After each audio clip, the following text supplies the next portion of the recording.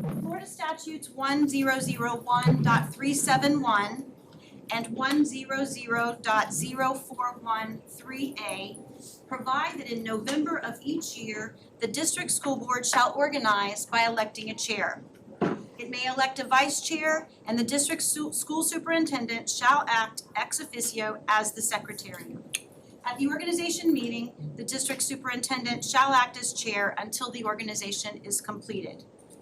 Additionally, Florida Statute Section 1010.07 requires school board members to be adequately bonded. Each board member is currently bonded as required by statute and serves a term of 4 years. The reorganization portion of this meeting is now open. The floor is now open for nominations. I nominate Ms. Castillo to be the chairwoman of the school board. Motion by Mr. Melendez to nominate Terry Castillo as chair.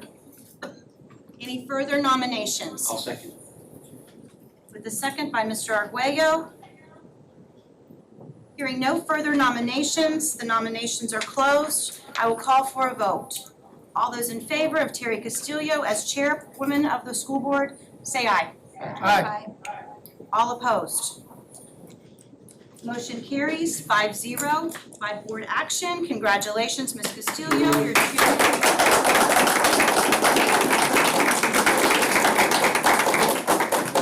The floor is now open for Osceola County Vice Chair. I nominate Julius Melendez as vice chair. I'll second. We have a motion by Mr. Melendez with a second by Robert Bass. I'm sorry. No. Motion by Ms. Castillo with a second by Mr. Bass to nominate Julius Melendez as the Vice Chair of the School Board of Osceola County. Any further nominations? Hearing no further nominations, the nominations are closed. I will call for a vote. All those in favor signify by saying aye. Aye. Opposed? Motion carries 5-0 by board action. Julius Melendez is declared the Vice Chair of the board. Congratulations, Mr. Melendez.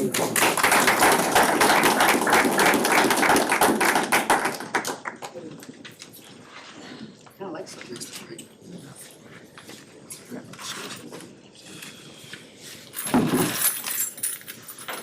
A tentative schedule of board meeting times and dates has been placed at your seat. This schedule adheres to the required regular meeting on the first Tuesday of the month, with a special meeting on the third Tuesday of the month, with a few exceptions. Workshops may be added as requested by the board.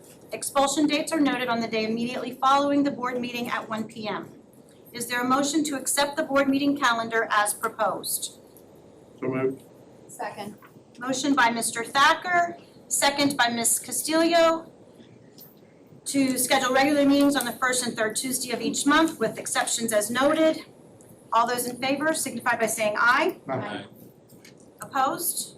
Aye. Motion carries 4-1. Chairman Castillo, board meeting schedules have been approved as submitted, and I will turn the meeting over to you for board committee assignments.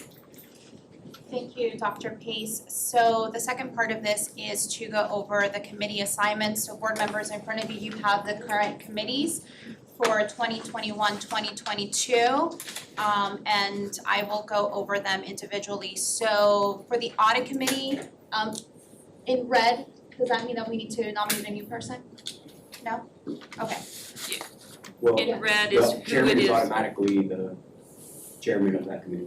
Right, but just in general, I meant. Yes, the Okay. red is how many you need and who currently holds that position. Understood. So audit committee, since I'm chair, I guess I will be taking over that. Advisory committee has an open seat currently, that is Robert Bass. I guess, Robert, are you interested in seeing? That's the will of the board, they like. Is there anybody who's interested in advisory?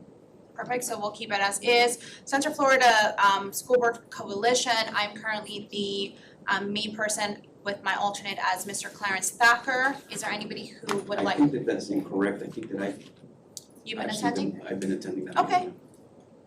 Did you want to continue that? No, thank you. No. Okay, so I will continue as the main person. Is there anybody who would like to be an alternate? I guess so. Are you okay with that, Clarence? Yeah, I'm fine with Mr. that. Melendez? Yes. Thank you.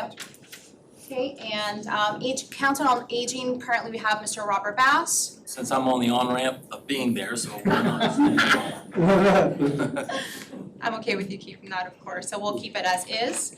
District Technology Committee, we currently have Mr. Julius Melendez. Any opposed to that? I don't mind. I mean, if somebody wants to take it too, I'm okay with this as well, if they Sure. want to rotate. Anyone interested? Okay, we'll keep it as is. The Education Foundation, I'm currently on that board, and I would like to open it for other people to be able to experience that. Okay, anybody else interested? John? Okay, perfect. I'd be interested in the foundation as well. Okay, so what do we do in case where there's two members who are interested? I just have to figure it We just have head down. Alright, Anybody can join the meeting. yeah. This is, okay, so let me, Oh, I see can what I you're can I just tell you the reason why I'm open to somebody else doing it is because this foundation does need to have a lot of, there's volunteer work that needs to be done, you definitely have to be active, and because I've been doing a lot with the legislative subcommittee, I want somebody else to be present and more active than I can be. So if you join this committee, I do wanna say you have to attend, and it is an active committee with volunteer and all of that. So that's all I would say about whoever wants to join that. I'm okay with seating it to Mr. Aguirre. Mr. Arguello? Okay. Okay, perfect, thank you. For corners, I guess we technically only need one more person, because I will be serving as chair and as a representative for District 1. Mr. Melendez, you currently serve on that board, is there anybody else who's interested? But I think it does require 3 people, It does require 3? Yes, we have to have. and I do not wish to serve. We'll add that too.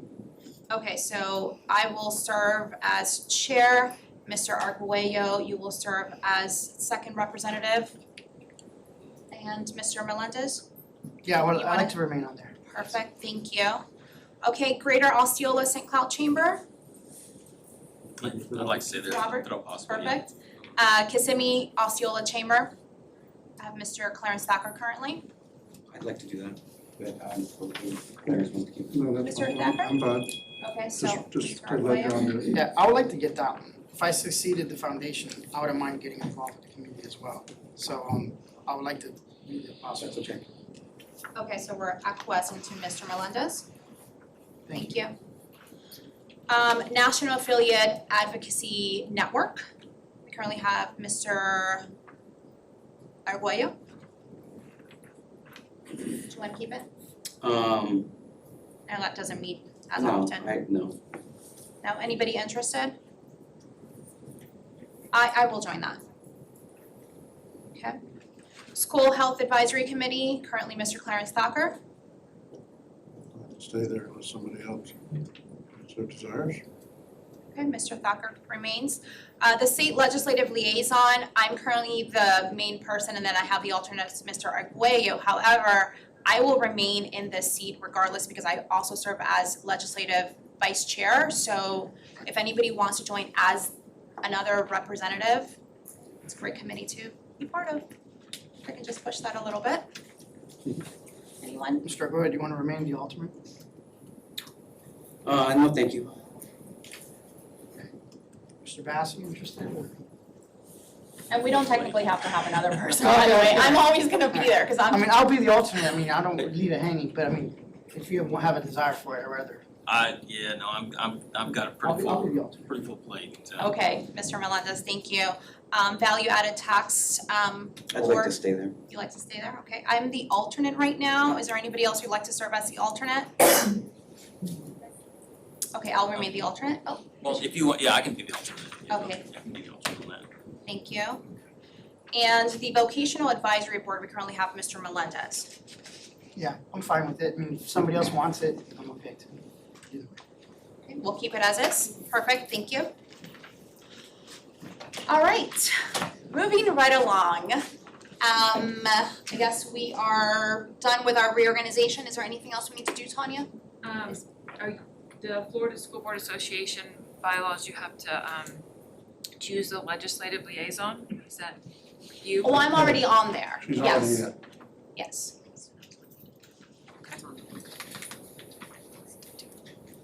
And I'm listed as the alternate for that. Ms. Culver. Thank you.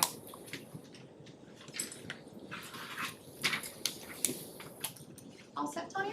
Yes, ma'am. Perfect. All right, team. So now it's a time where we will stand for a moment of silence. So I would invite you to all stand and take a moment of silence, please.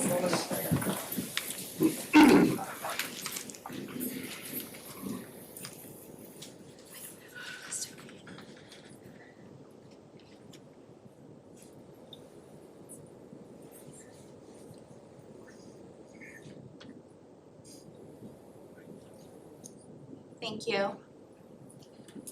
And we are going to remain standing for the Pledge of Allegiance. Who is leading us in the pledge?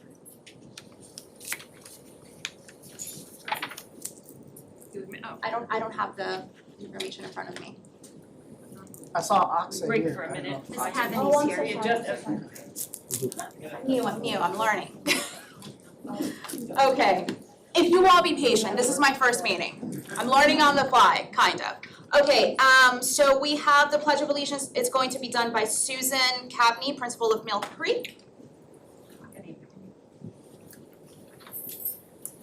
I pledge allegiance to the flag of the United States of America and to the republic for which it stands, one nation, under God, indivisible, with liberty and justice for all.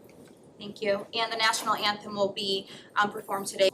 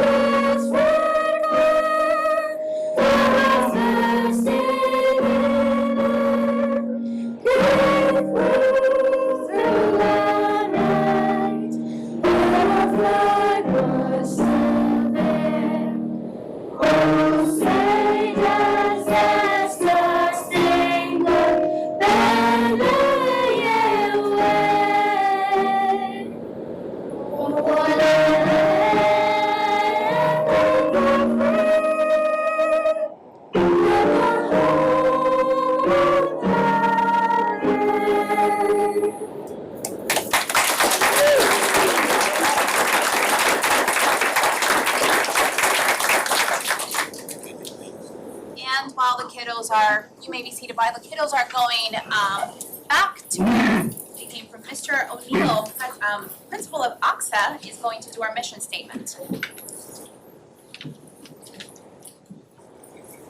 Good evening, I am Dennis Neal, the proud principal of the Osceola County School for the Arts, where my means purpose, and this is the school district Osceola County's mission statement.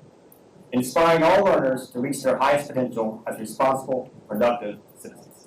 Thank you. And I will invite Dr. Peñalosa to do translation services. Good evening, my name is Dr. Peñalosa and I'm here to provide translation services para sus mi nombre es doctora Araceli Peñalosa y estoy aquí para proveer servicios de traducción. Thank you. Now is the time in our meeting where each board member will give some positive comments, and just to spice things up, I'm going to go ahead and start with Mr. Bass. Spicing it up, huh? Well, thank you everybody for attending tonight. Thank you for, we're giving thanks for next week, and I hope everybody has a great Thanksgiving. I want to thank all of our teachers and staff for all that they've been doing for all of our children. had the opportunity to attend the Top 10 Junior Breakfast. Nate Fancher never fails to impress, and I want to thank St. Cloud High School. It was really amazing to meet these young and bright students and their parents. It's the top 10 juniors for Toho, Toba-Caliga, Harmony, and St. Cloud. Working on some letters of recommendation for some of them, and I actually picked up some volunteers. They're community-minded, so I picked up some volunteers for the Christmas parade. So good segue here. So a Christmas parade is going to be December 4th, first Saturday. And the reason I'm bringing that up is I'm really, really impressed. I reached out to all of our marching bands, all of our schools, and we've got 5 marching bands that are going to be attending. That's the most I've ever had since I've been doing it. So it's going to. I'm really, really looking forward to that, and they're excited about it as well. Thursday night at 4 o'clock, and we finally have crossed the hurdle, and we're having our kickoff for our Boys and Girls Club. We're raising funds. We've got 150,000 committed. We need 600,000. So we're inviting a lot of us shareholders in the community, and hopefully that we can have that up and running by the first of the year. We've been talking here in the last couple meetings about issues that we've been having with transportation, and I want to thank Arby and Randy and Dr. Pace. I've been meeting with them fairly regular, try to come up with some different ideas. They're going to be presenting those to us, or at least to me, sometime before the next meeting. So looking forward to those results. That's all I have for right now. Thank you. Thank you, Mr. Bass. Mr. Arguello? Yeah, I'd like to thank all the parents for their patience in dealing with those transportation issues. I fielded more than a dozen calls saying that their kids aren't being picked up at all, or they're not being brought home at all, and that the parents have to miss work and so on and so forth. So the testimony that we just had at the last meeting talking about our transportation issues is pretty widespread, and it's an issue that we do need to resolve quickly. And so I really appreciate the community's patience in that process. I'd also like to send a big thank you to all the teachers who I've met with. I've been meeting with groups of teachers and groups of 5 or 6, and hearing from the teachers directly about what their concerns are and what their circumstances are, and what we say here behind the dais and what's actually going on in the schools are 2 things that I have not been able to reconcile. And I just want to thank those teachers, about 30 now, who have had the courage to come and speak to me and speak honestly and frankly, and I encourage everyone else to come out also and speak and let me know from their point of view what's going on, and that's from around the district. So there's a lot of things that our teachers put up with on a daily basis, and there's a lot of things that our parents are putting up with on a daily basis, and I think having to deal with those issues, in order to deal with those issues effectively, the first thing we have to do is acknowledge that they exist. So I really appreciate you guys coming out. And then lastly, I want to thank the Neptune Middle School kids who, Narcoossee Elementary, who I went out and spoke to their classes and had a really awesome time talking about civics. And they were all quite surprised to hear that their parents were my boss. So it was a very interesting meeting and with those kids. It just reminded me that I would never be a good teacher. So thank you all very much for hosting me at your school, and to the teachers who I spoke with. Thank you, Mr. Arguello. Mr. Thacker? I'm good today, thank you. Thank you. Mr. Melendez? Thank you, Madam Chairman. For Veterans Day, it was a great event. We had Osceola High School band come out there bright and early in the morning. I was like, man, if they can go there early, I can go there early. It was like 6:30 in the morning. I was like, oh Lord, these kids, it's their day off of school, and yet they're still that committed to the community. So they came out to the Military Museum, showed their pride, played some music. I think Fox 35 was there, gave some great coverage to the kids, to the students that were out there. So they did really good. Also got news too that, remember we had our service academy, those weren't nominees, those are the interview process to get nominated. And I'm proud to announce that, remember I told you that Celebration was the #1 choice? We have another student from Neo City, one of the students actually got nominated by Congressman Soto to attend. So, but you still gotta get accepted, but to let you know that we're getting more than one student from Osceola schools, getting to the nomination process. So I'm really excited about that. And then, yeah, it was Miss Mooney and Miss Santiago from Narcoossee Elementary. and I got to visit the school today too and talk to the kids, and it's what Mr. Bass was mentioning before, you know, it's nice to shadow a teacher, and when you actually gotta speak, it is not that easy, you know, because you gotta keep the attention of all these students at the same exact time, and they're in elementary school, some in the 3rd grade. So I had ideas of what I wanted to say, but I had to translate. I had to wait a second, I can't just say the executive branch does this and that. I had to kind of think of new ways to reach them that they can understand it. And so I really have an appreciation for teachers who take the time to not only be able to teach the content appropriately to the students, but getting them excited too, because that's how they're half the battle. I can sit there and be robotic and be like, this is what the government is, but trying to, be exciting about it at the same time too is something that I really do appreciate all of our teachers for doing. And again, I thank Ms. Mooney and Ms. Santiago for inviting me to Narcoossee Elementary today. And on that note, we'll talk a little bit about the traffic patterns, but we'll talk about that at another part of the meeting. Thank you, Mr. Melendez. I'll defer to Dr. Pace first before I give my comments. Just briefly, I passed along some wonderful pictures of the Harmony High School FFA group along with a note expressing appreciation to the board for supporting their effort to attend the national convention. I had a chance to talk to some of the students last week at the agricultural luncheon. They were serving and doing a great job, and we're really excited about their experience at the national convention. So again, thank you on behalf of that group to the board for your support. Thank you, Dr. Pace. I'll be brief, although I do have lots of good news. So, Team Westside Cade is having their turkey trot, and they have actually invited all of us. So if you're available between 10 a.m. and 4 p.m., they're doing a little fundraiser, and that would be something fun for everybody to do. So just wanted to give them a shout out. I also went and did some class observations. I went to OHS's ROTC program, and I was able to look at their wonderful aviation program. I literally got chills. These guys are doing such a great job, and it was such a privilege to be able to experience that. I also went to the Junior Achievement 3DE program, and I was able to observe that class. It was wonderful. I almost felt like I was back at doing my MBA program. They're so professional, so I was very, very proud of that moment. I do want to also recognize Toho High School's digital media and arts program. I don't know if you guys saw the story, all of us, the story was all over the news. They actually created some really beautiful artwork for the organization for Island H2O, and they got to unveil it, and I was available to see that with Dr. Pace. That was a really proud moment for me as a parent, but also as a Osceolian, because these kids are using all of the knowledge that we are giving them in our schools, and they're professionals. These are professional students. So I was so proud of that. And so I'm excited for Thanksgiving and a moment to give thanks. Oh, also, Dr. Pace, happy birthday, as well as Dr. Evans. Happy birthday to the both of you. Thank you.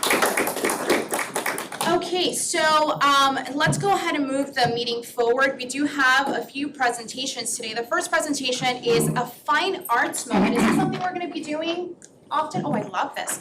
Fine arts moment, and we have the students from OCSA who are going to be performing for us. So whenever they're ready.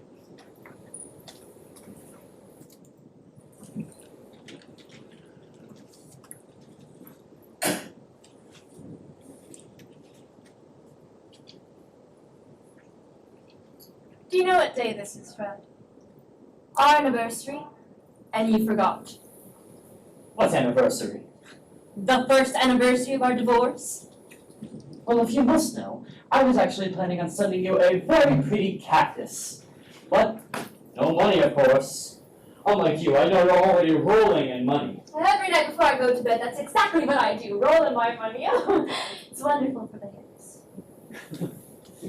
Look at you. Hollywood, swimming pools, avocado ranches. While I put every penny I could scrape, borrow, or steal into my Cyrano, my magnum opus. You know, I'm sorry you missed it. I was a huge success. You closed on Saturday for glorious performances.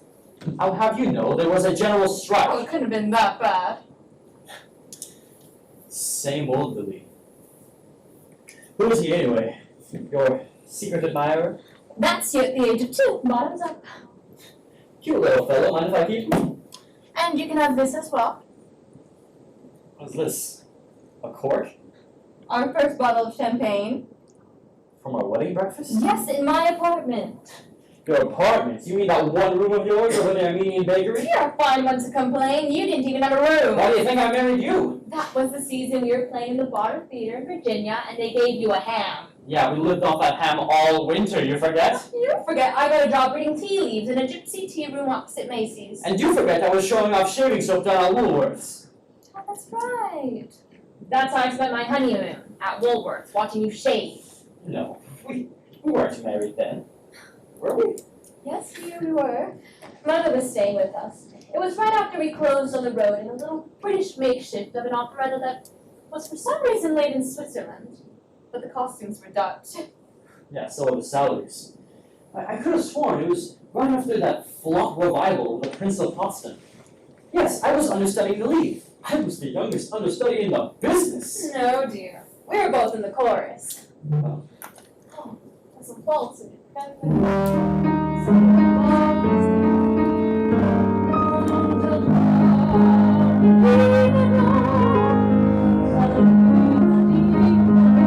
Yeah, madame, you look ravishing tonight. Your wig is the happiest of men.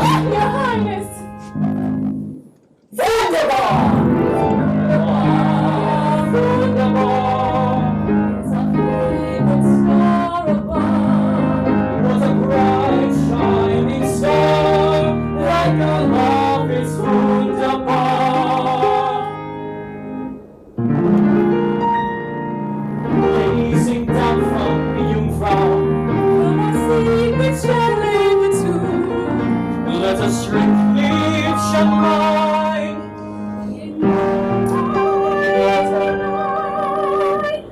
To the joy of our dreams come true. Wunderbar, wunderbar, what a perfect night for love. Why, it's truly wunderbar, wunderbar, wunderbar. We're belong hand in glove. Why, it's more than wunderbar. Say you candy. For you and Say you won't for dear. your kiss, Dear, say darling, gladly.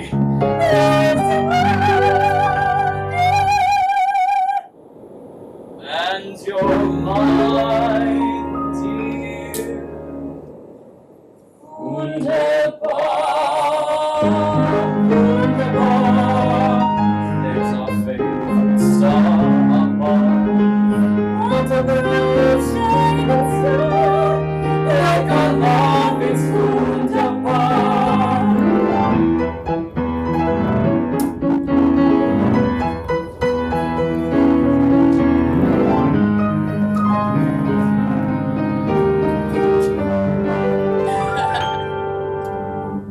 And you're mine, dear. Wunderbar, wunderbar. There's our favorite star above. What a bright shining star. Look along. It's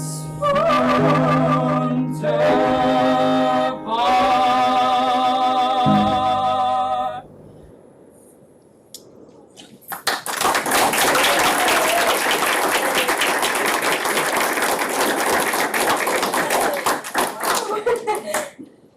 What was it? It was probably your temple. Could have been your ego. You'll be great tonight. Break a leg.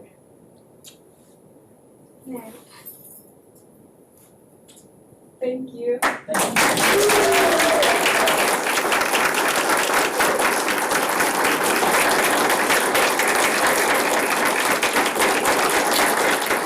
That was a great job. job, guys.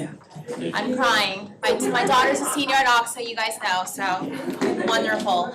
Okay, thank you so much. I was gonna motion actually that we do these meetings in song from now on. I might second that, There'll probably be a actually. riot as a result. All right, so let's go ahead and move forward with the next presentation.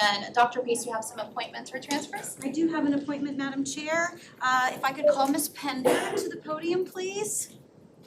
Board members, I'm honored tonight to bring forward a recommendation to become the principal at Mill Creek Elementary School following the retirement of Ms. Susan Cavaney after 32 years of service. Thank you.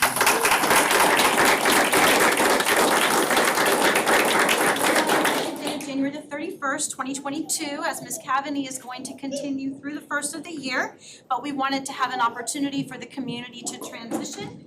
Ms. Pender has been the Florida Diagnostic Learning and Resource System resource teacher. She worked for FDOE's Differentiated Accountability as a Region 3 Senior Administrator and a Regional Assistant Director. And she currently serves as an Orange County Public Schools elementary principal. But her home is here in Osceola. Her daughter also attends OXA. Her family is here with us tonight, and I'm confident that she's going to be an asset to our team. She received her bachelor's degree in elementary education from the University of Central Florida and her master's degree in educational leadership from Nova Southeastern University. Board members, I recommend Ms. Latricia Pender. Move to approve. Second. I have a motion by Mr. Thacker and a second by Mr. Arguello. Board, all those in favor? Aye. Motion carries. Congratulations.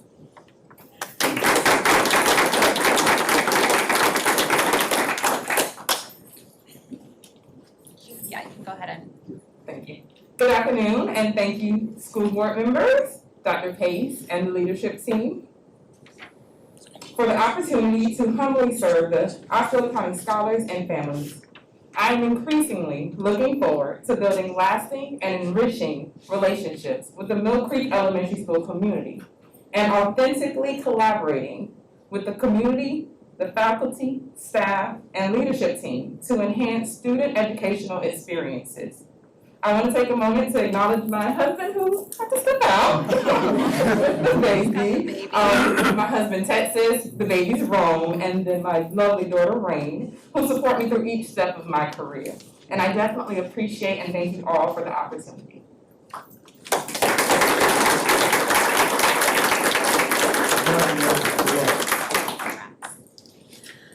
All right, team, thank you so much. We're gonna move over to the agenda modifications. I will go ahead and ask the board if we have any modifications, starting with Dr. Pace.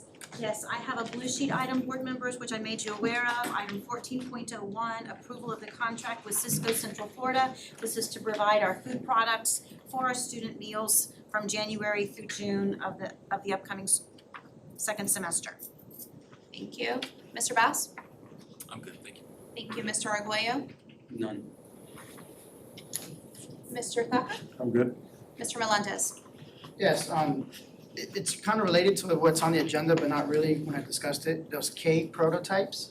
So not the size of it, more like the student, not the student population, but the actual physical size of that. So I like to put that under new business. Okay. And then I also, I want to discuss the internal audit that resulted in healthcare in more detail and possibly putting as a workshop. So I guess just putting internal audit and under new business as well. Under new business? Yes. Okay. Thank you. All right, board, do I have a motion to approve? Make a motion to approve the agenda with the addition of the superintendent's blue sheet item and the two items, Mr. Melendez under new business, to have a workshop for the audit committee and the K prototypes. the K prototypes. Second.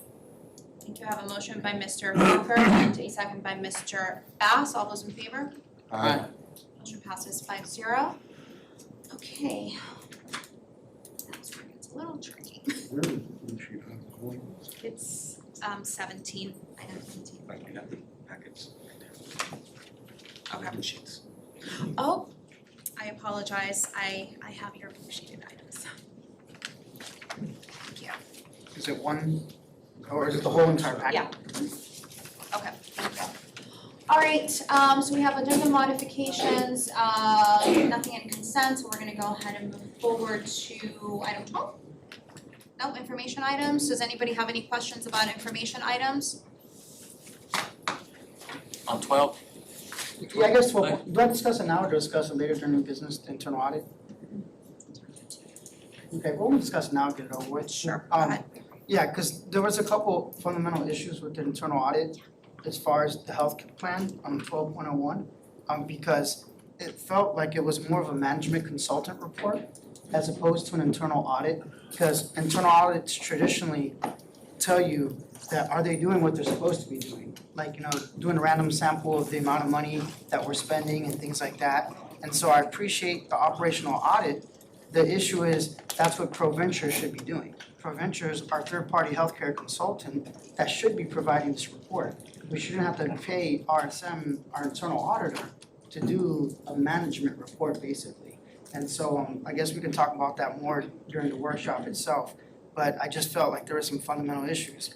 The other issue too, from a process perspective, at the bottom of the audit reports, it said that they spoke with staff and there's already a timeline to correct some of those. I think that from a process perspective, that's a little bit incorrect.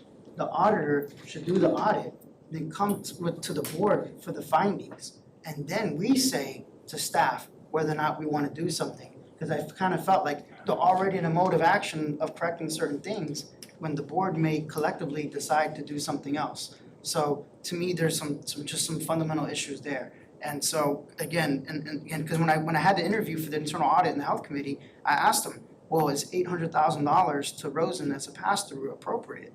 And that wasn't answered in here. And so, anyway, I don't want this to go too long because I guess we could talk about more during a workshop. But I just want to let you guys know that to me, those are the fundamental issues. We didn't really get an internal audit. We got like a management consultant report. And I believe a management consultant report is truly the job of ProVenture, who's our healthcare benefits provider. Benefits third-party vendor. And I think that's where it was more appropriate for them to do that. And because if you look at the report too, they also mentioned that there's a lot of items that aren't being reported appropriately.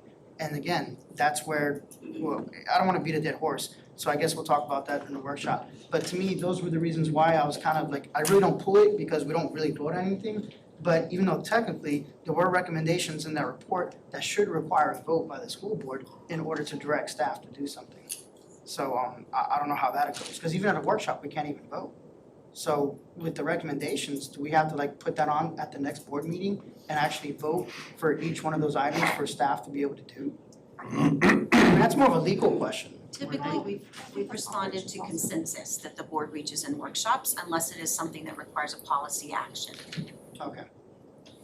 So I'm fine with just kind of leaving it at that in case any of the boards have any other questions, but I'm fine with having it as a workshop, then going over in more detail the specifics of that, and then maybe from there, request the auditor to do some extra items to look at, because there were some items that they didn't even look at. Like for a quick example, and I hate to belabor it, but one of the issues that I had was we were getting billed for a doctor for so many hours, but when I went online to schedule an appointment, there was no doctor there. So that's what I wanted the internal auditor to kind of look at, to say, okay, when we were getting billed those hours for an MD, was an actual MD actually there and present? And so it's kind of like a trust but verify kind of deal. To me, that's the appropriate role of an internal auditor. I have Mr. Arguello, and then I have a comment or a question for Dr. Pace. Mr. Arguello? Yeah, so I have to concur. If the process is that we have an internal auditor, then the internal audit results should come before the board, and then the board decides or digests that prior to the district just moving on its own. That's the whole purpose of having elected officials and oversight. We basically don't know what's going on, and then decisions are made, and that's basically stepping in front of the public's right to guide the process. And so I know that there's a lot of RSM internal audits that are coming before the board, and I hope that prior to the district coming to its own conclusions, that it brings it before the board prior. Dr. Pace, I remember when I was a newer board member, we had kind of like a workshop with RSM to kind of go over like what their role is in creating the audits and what our role would be. I don't know that we've had one since the new board has convened. Do you think that that might be a good idea? Is that kind of what you're asking for, to kind of understand what their role is versus? Yeah, because we used to have a full-time, that's how old I am.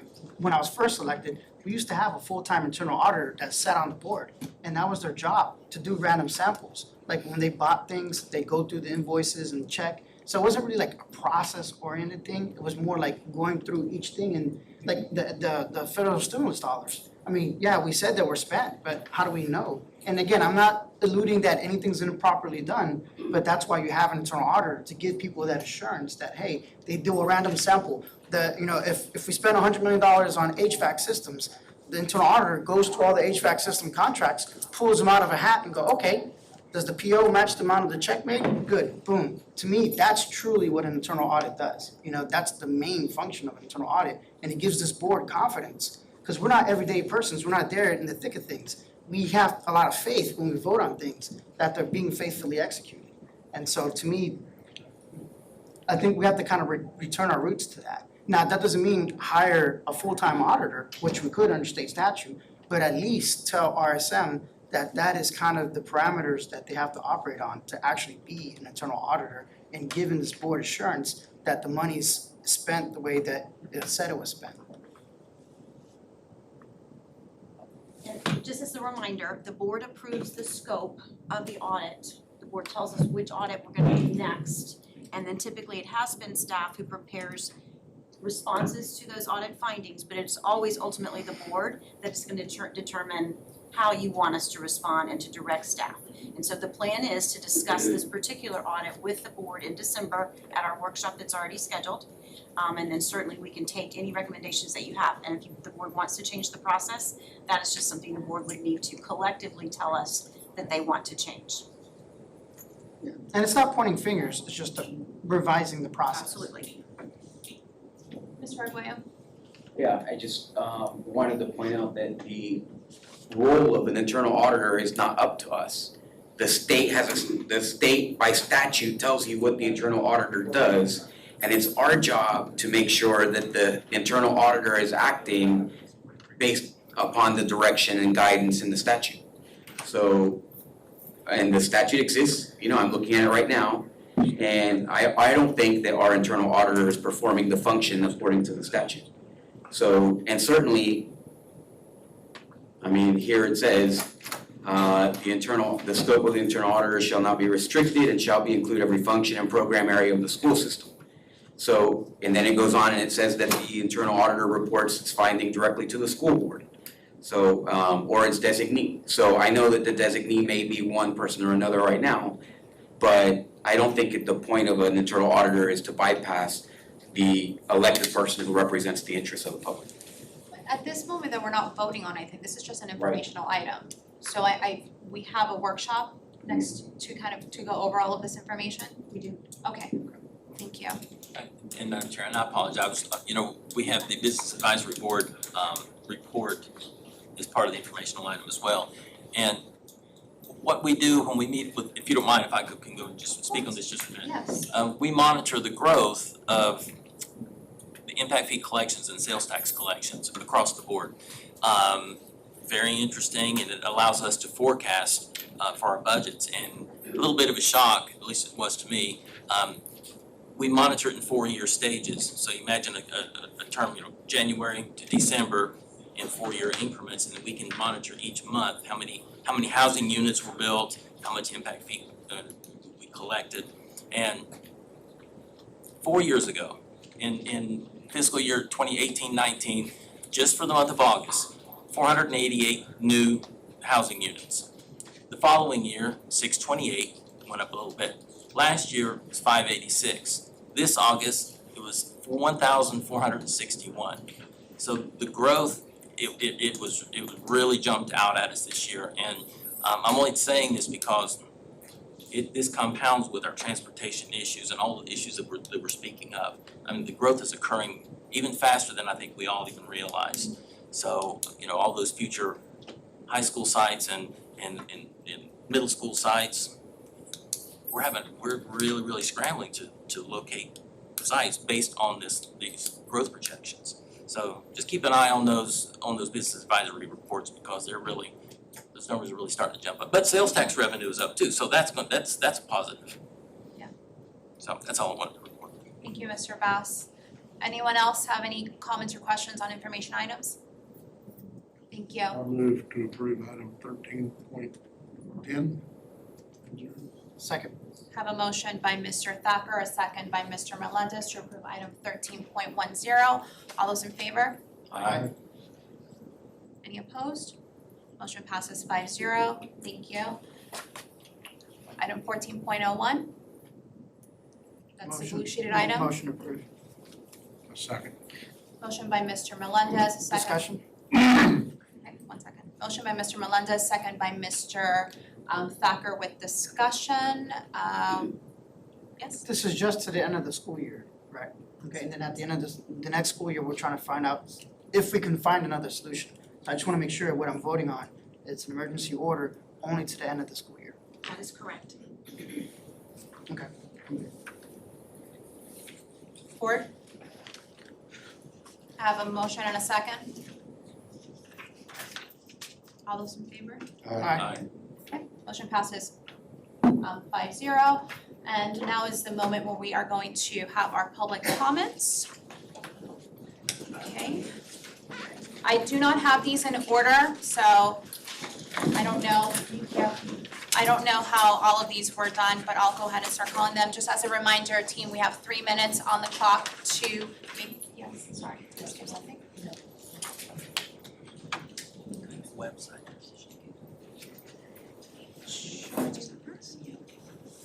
Okay, it's not ready.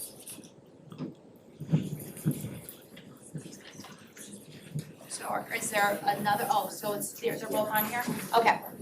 Team, a moment of privilege, we do have one person that needs to go first, so we're gonna go ahead and allow them first. Just as a reminder, we have 3 minutes on the clock to speak. We would ask you kindly to please be respectful of everybody who you're speaking to, and also please do not address anybody on the board directly. I will start with Mayobel and Tyra. I hope I said that correctly. I apologize if I did not.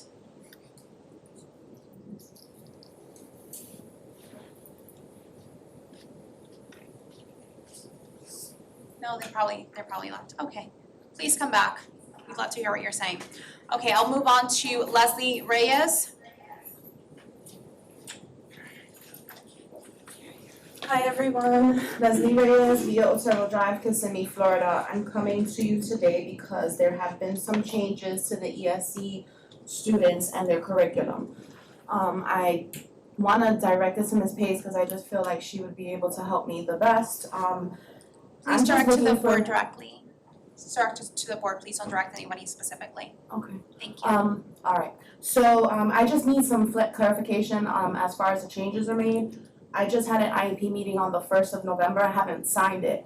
My son's a junior in Toho, and he's a 4.0 grade average student the 3 years he's been there.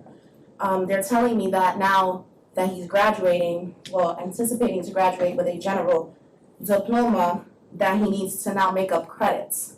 He's a junior. So now we're looking at making up credits for freshman, sophomore, and junior year. And, you know, I had anticipated him graduating on time, and this is not looking like it's gonna be on time. So I need some clarification as far as how my son is gonna graduate on time, because this should not affect our livelihood, period. I also wanna talk about the teachers that have been added for the curriculum, so the math, the English, everything. I need to know if there's any training for them. If the ASD teacher calls out sick, are these teachers capable to handle these ASD students that have behavior problems?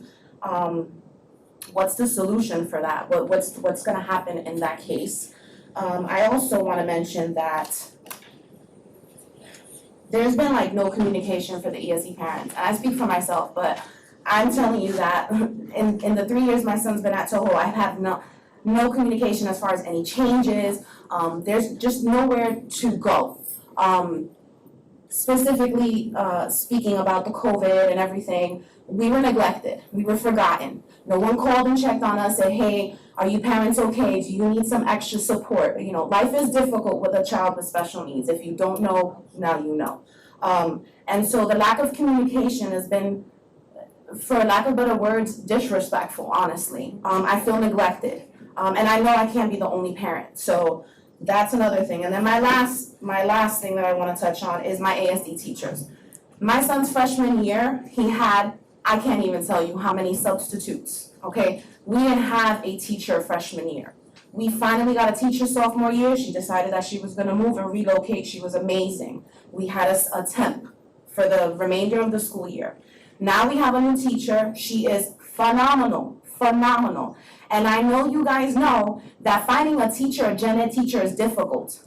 But finding an ASD teacher, that's like, it's like a diamond in the rough. And you guys know this. So I feel like you've neglected my ASD teachers. You've left them in the dark. You haven't advised them as far as any changes for these ESD students. You haven't told them what their new goals are, what their new job is supposed to entail of. Now they're just sitting there pretty much telling these teachers who are coming in to teach these gen ed subjects. Ms. Reyes, Yes. thank you so much for your comments. Your time's up.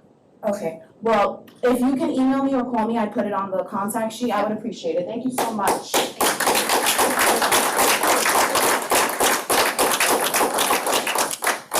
We have Vince Herbst, and I'm sorry if I said that incorrectly. I apologize.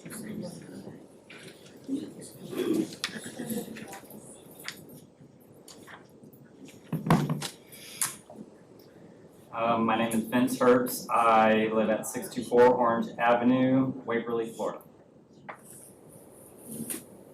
Yes, thank you. I come here to discuss the truth about what it is like to be a teacher in this district. I'm ranked highly effective. My record is stellar. Every year I was awarded the Florida High Impact Teacher by the state of Florida. 2 times for elementary ELA and 2 more for middle school math. I served as SAC president faithfully for 2.5 years at my home school. I have a master's degree in educational leadership. I have passed all the state required tests, and I'm in the last year of my EDD for leadership and innovation. After all this, why would the school district of Osceola allow, I gave my all to the school to my school and to the children and parents of the school district of Osceola. I was told in our so-called equity trainings, we were specifically called Closing the Achievement Gap, that white Christian teachers currently have white privilege in our schools, and quote, this has to change because showing your white privilege is not okay. Openly, you no longer value me insults to this district. Last December, I quit your intolerant policies. I quit your CRT trainings, falsely called culturally responsible teaching, Closing the Achievement Gap. I quit agendas that hurt the most vulnerable residents, the children. You did not even give me an exit interview. You showed me and other teachers who left that you care nothing for those maintaining the best student-teacher relationships and those who excel at the highest limits and levels of student growth. Do you care that some of your principal and leadership members are pushing a radical racist agenda? I am here because it has been falsely proclaimed that the CRT has not been endorsed and no equity policy was or is in the works. Let me tell you that those who respectfully question justice, equity, and inclusion used in radical ways are being singled out.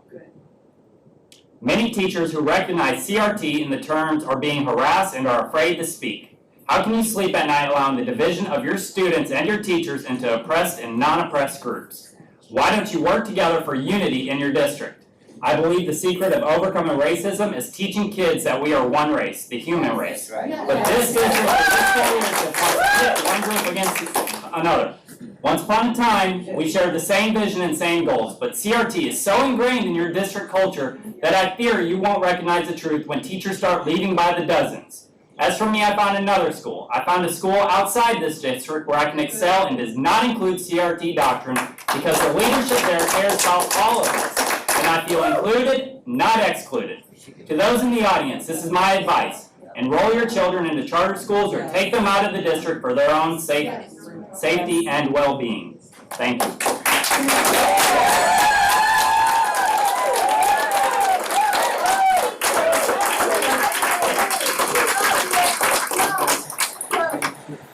Mr. Arguello, I see that you have your lineup. May I ask if you could please reserve your comments for the end of public comment? I'd like to give them some time. Sure, if we can ask the gentleman to stay. Absolutely. Madam Chair, do we have his phone number? It's Sir, I'm gonna be contacting you and I'd like to get specific names and dates and times if you can give them to me because we will be in violation of the law and if it's gonna take us ferreting them out one time at a time, legally, we're gonna ferret it out and deal with it. People may lose their jobs, they may not, but when people represent that we're not doing it and somebody's violating that, that puts my board's credibility at risk. And I can tell you right now, I look forward to talking to you. Thank you. next I have Miss Henrietta. Hello, I'm Henrietta Bagg, and I am here to talk about possibly changing some policies as far as discipline goes when a school employee does the wrong thing. I don't know how much I can say, but the gist of it is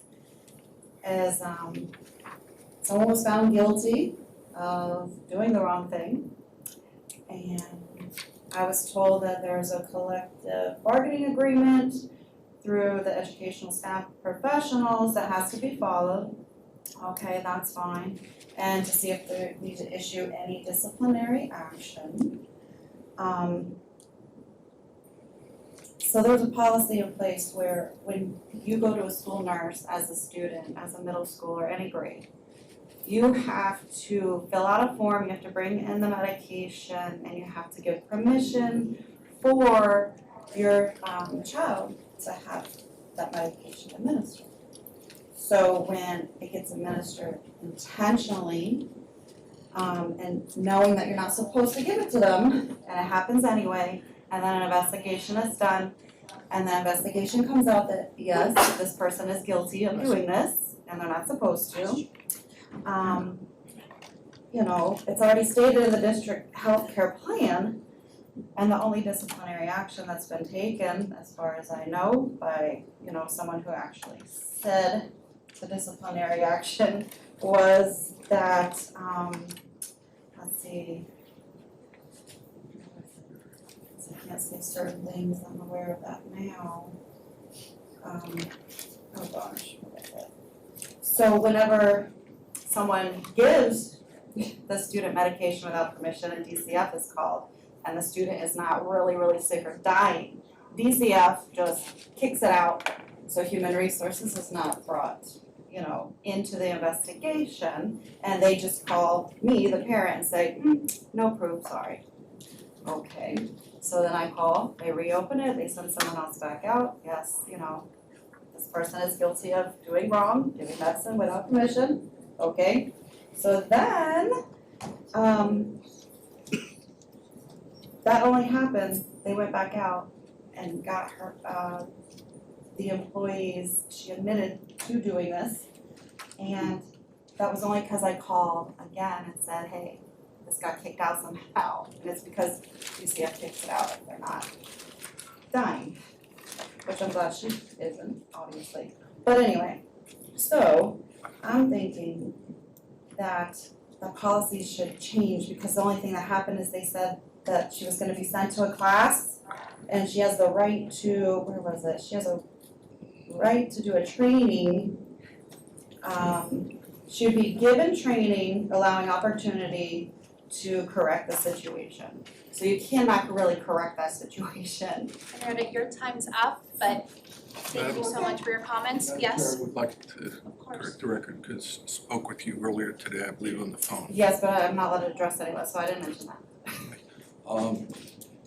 When we report a matter to DCF, we wait until DCF completes their investigation because we don't want to be accused, which has been risen, that somehow we're trying to interfere in DCF and what they're doing. When they're done, HR then does its investigation routinely. In this particular case, discipline was issued and the matter was referred to the State Bureau of Nursing. State Bureau of Nursing came back with a no cause finding, which baffled our administration, baffled me as the lawyer, and I'm going to be meeting with this lady to explain how to proceed now with the state on that. And I appreciate your work. It. I just wanted to get it out here because it's been so long and it just keeps getting, well, she had discipline, but I mean, if she needs to be sent to a training class on how to do the right thing after you're already an LPN, you already know not to administer. You're working at the school as a nurse, you already know not to administer when you're not supposed to, so. Yeah, Thank I look forward to working with you. Yes, ma'am. Thank you. Thank you so much.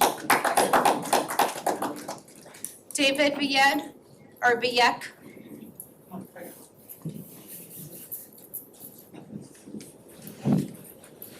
I'm Italian, so. Villek? Help me understand, how do I pronounce it? Villek. Villek, got it, Yeah, my thank you so much. great-grandfather, when he came from Italy, they chopped last 2 letters off of his name. Thank you. Anyway, I was here a couple weeks ago, and the board, I sent you all an email and told you what I thought was going on at Celebration K, and I didn't feel that people were being honest. I do know that someone from the board contacted the superintendent and said, contact the parents who are involved and be honest. And the superintendent called me, and I don't feel that she was honest. And if the board would like to get more information about that, I'm more than willing to discuss it with you. I'm also concerned that the security cameras at Celebration K-8 either don't appear to be working or not situated properly. It doesn't seem appropriate. The cameras are there to protect the kids, to protect the kids from outside threats, from internal threats, from other students. And I look at them as like fire extinguishers. When you need a fire extinguisher, it's too late to ask if it works. And when we have a serious incident, it's not enough to say, well, we don't have camera footage, because cameras don't work. I mean, what else doesn't work there that's part of our security system? In the email that I sent you guys, I addressed a social media post that the principal at CK8 posted, where she named me by name and my son Tiger by name. And she did this to tell everybody, basically in celebration, that I wasn't telling the truth. And because of this, the people in celebration have been attacking my son, and they still do. And I just want to know, is this appropriate? I mean, she started her social media post by saying, while I am not in the habit of posting on social media, I did want to address this post. This to me is acknowledgement of reckless behavior. She knows she's not supposed to do this, but she did it anyway. She didn't care what the damage would be. She didn't care what the damage would be to my son. Is she supposed to be posting about kids? Furthermore, of all the other parents involved, did she name them by name on social media? And if not, why just me? And the other kids involved, did she post about them specifically by name? And if not, why my son? This is extremely bad behavior. It's extremely inappropriate. This is your org chart. I looked at it. And I was curious to see that, parents are at the top and they should include kids. And underneath them is the board, then there's the superintendent, and here's the principal, the CK8, and the teachers are here. I really feel like the teachers and the principal feel like this is the org chart, that they're the ones that are in charge. And, the tail's wagging the dog. I can't believe this. Thank you for your comments, Mr. Villek. Is my time up? Yes. All right. Members of the board, if you want to see me, I completed an investigation of this last week, and there's 2 sides to every story. I'll leave it at that. Thank you. Okay.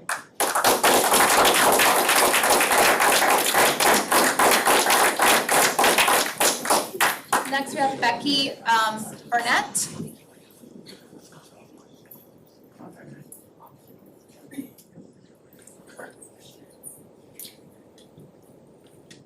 Good evening, board members. The first thing I would like to ask is, what was the outcome of the investigation into the assignment given by Ms. Olson at Harmony Middle?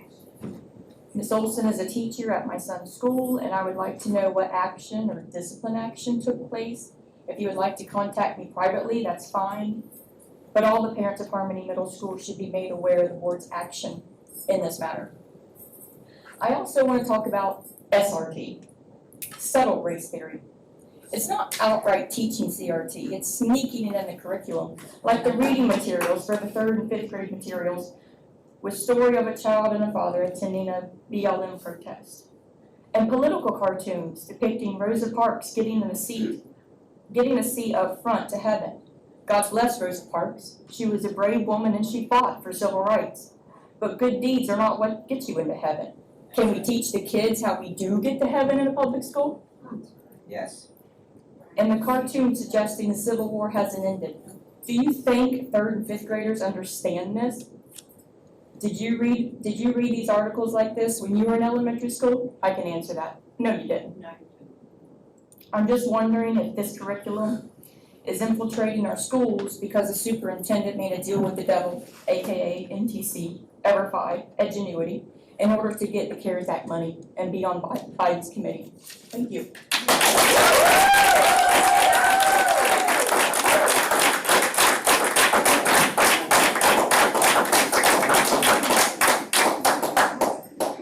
Next we have Miss Debbie Mann.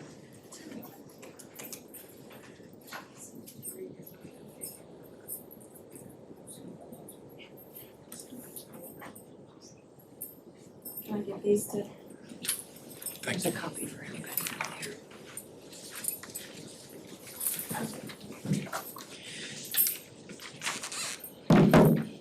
Okay, my name is Debbie Mann, Sungrove Lane.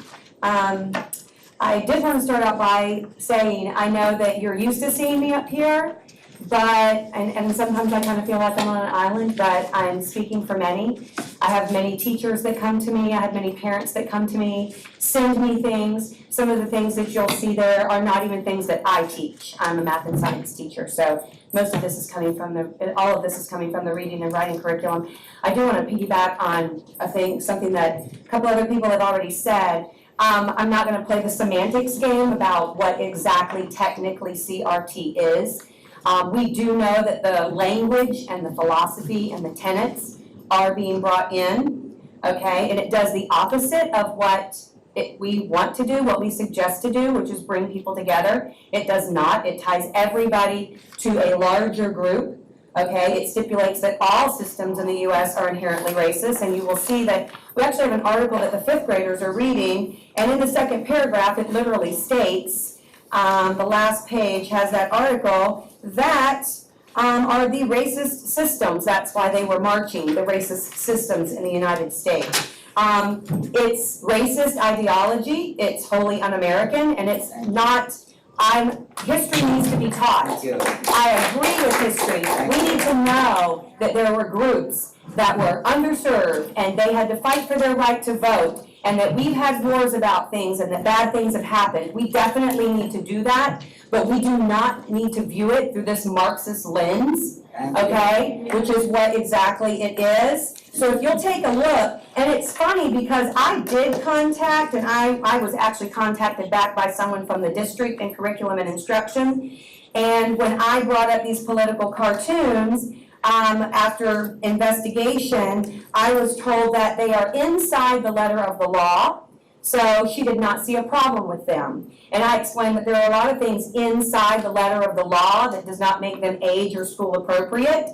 But what was kind of comical, I noticed today, that even though they were inside the letter of the law and she saw no problem with them, the picture of what was on the curriculum on October 22nd and the one that's on there today has had the racist language removed. So somebody did see a problem with it because it's been taken down off the Core Connections website. I just want, things need to be balanced. We can't constantly bombard with one ideology, one opinion, constant. Your social studies, your reading, your writing, that's all you're hearing about, and it is all one-sided. It portrays an opinion. There's the piece about the systemic racism actually is labeled a personal narrative. It's not even a personal narrative. It's written by the curriculum company to include the vocabulary that they want to teach. So that's saying that that's a personal narrative and that actually happened to Ms. Pam, thank somebody. you so much for your comments. There's another one about, Ms. Pam, thank you for somebody your losing an comments. election Ms. Pam, because we have the other people that Democrats, would like to the speak. Democrats' votes were stolen in Georgia. Thank you so much for your comments, I appreciate it. Okay, I'm gonna leave you with one thing and then I will go. Matthew 18:6 says, "But who shall offend one of these little ones who believe in me? It were better for him that a millstone were tied around his neck and that he were drowned in the depth of the sea." Thank you. So you need to think about that. It won't happen to me.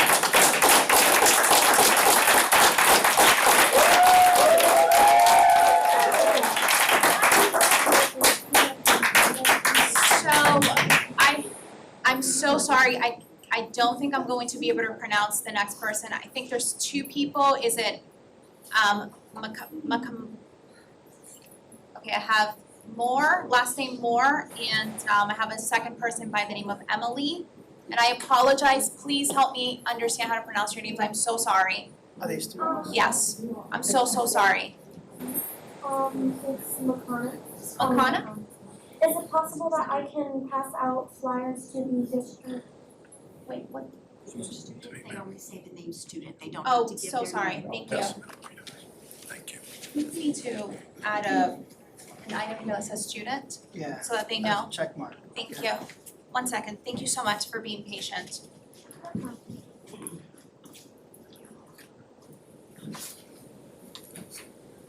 Okay, thank you. You can go ahead.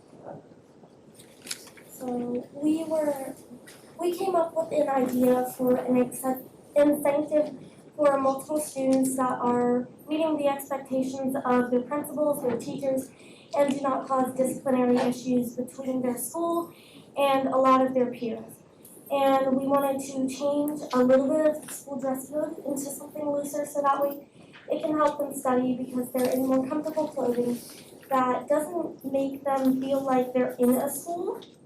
It's like they're outside, they're willing to study and be more enveloped in the material that everybody is teaching. And we wanted to implement this because that a lot of the students in what I've recently seen in Discovery Middle School is that a lot of students like to express themselves through clothing. And if they express themselves through more of their clothing than their actions, then it could cause less disciplinary issues than we already have.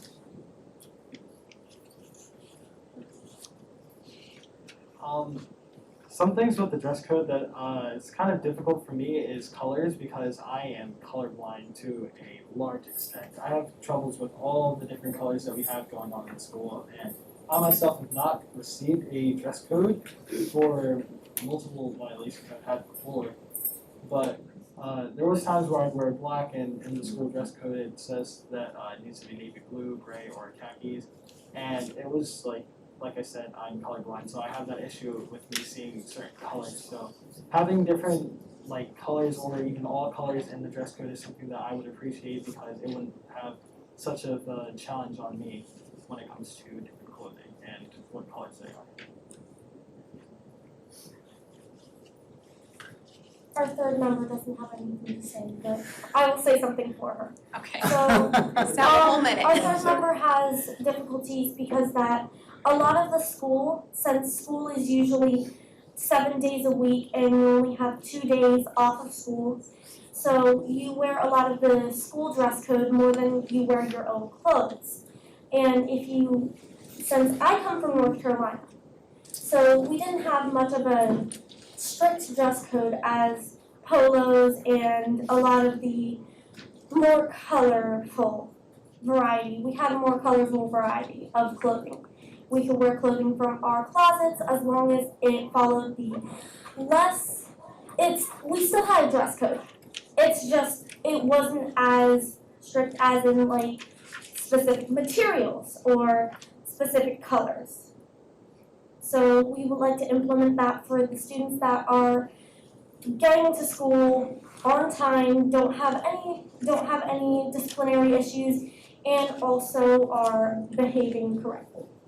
Thank you for your comments. Thank you. Thank you, guys. So,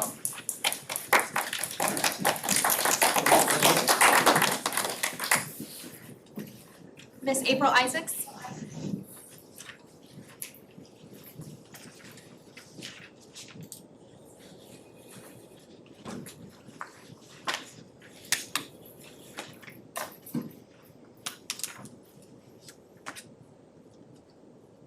I'm sorry, I'm old, you have to let me have a little extra time.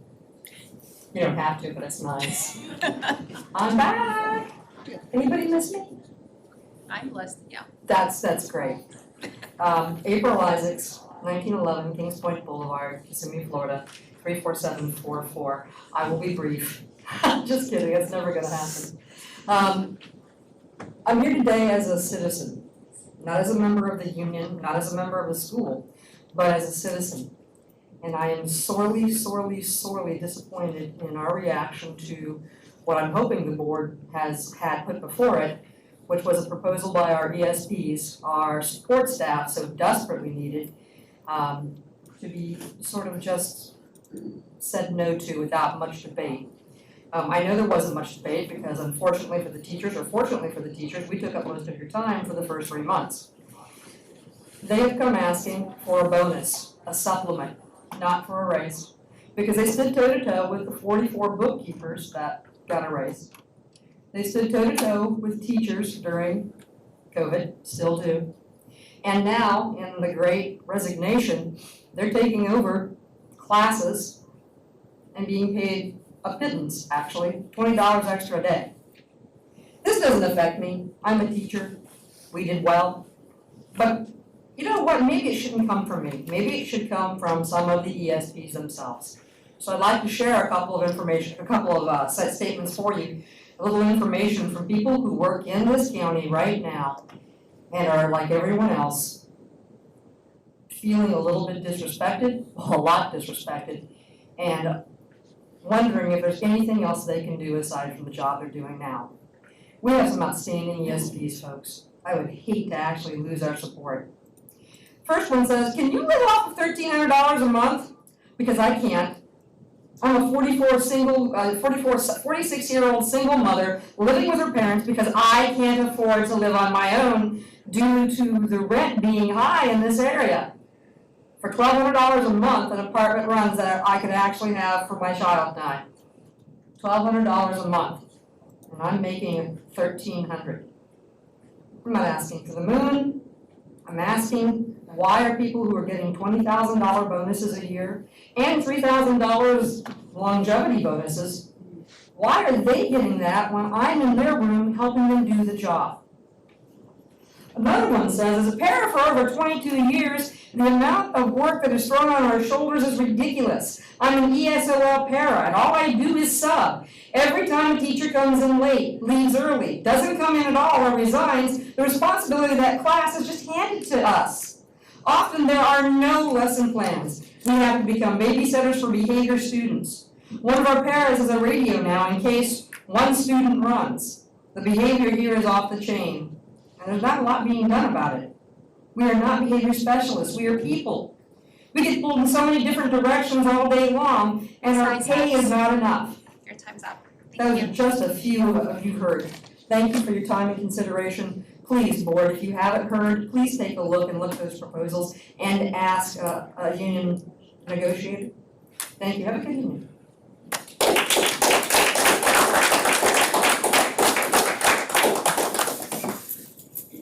Jason, your notes say that you would like to give your time to Debbie Mann, so I'm going to ask Debbie Mann if you have another. Have I more to say? Sure, I have more to say. Am I allowed to take his minutes? That's what it says here. I'm following the rules. Okay. Because I just had one thing I didn't get to finish. I just don't know if any of you would want your children focusing on that day in and day out, every day, and it just being the topic of conversation. I don't think everything can be one-sided. I don't think we can open up, like that one cartoon suggests, that while I'm probably have no doubt, I would bet my money that Rosa Parks went to heaven, but the cartoon suggests that she did great things, and she did great things, but that's, in my opinion, that's not how you get to heaven. So if we're gonna open up that door, you know, I mean, I didn't think we were supposed to do that. So I can, if we open that door, then that means I can share my opinion. If it can't go both ways, it can't go. One more thing that's not in there, in the reading cups, we're teaching King Midas when we're talking about fables. Here's a perfect example of just little teeny tiny things being poked in and coming at the kids from every angle. The summarizing statement was, and this was written on our cups, that we all have heard the story of King Midas, that everyone, including men, need to be nice. Now why make that statement? Doesn't everyone include men? Can we swap men out for anything else? Can we swap men out for women? Can we swap men out for people of color? Can we swap men out for Christians? Can we swap men out for conservatives or liberals? And can we swap kind and nice out for any other character trait? Honesty, trustworthy, hardworking, smart, whatever. I just don't understand the need to needle. I mean, everyone needs to be nice. That is a complete statement. We don't need to make comments like everyone, including men, need to be nice. Because we wouldn't be happy if it was worded a different way. All I'm saying is it's wrong. I don't care what you technically label it. I'm not going to play semantics about the legalities of it. It's wrong, and we all know it's wrong. And you have to live with that at the end of the night. And we're just here to tell you that if anybody does not get the backbone to stick up for the kids because they're afraid of being labeled non-inclusive or whatever else, it's a horrible thing to be labeled. If you don't get the backbone, then we're looking to replace you. Every single one that will man up and stick up for the kids and quit bringing this crap in, we're looking to replace every single one. Yes. And when we do that, then everybody that writes the garbage can be replaced too. Thank you.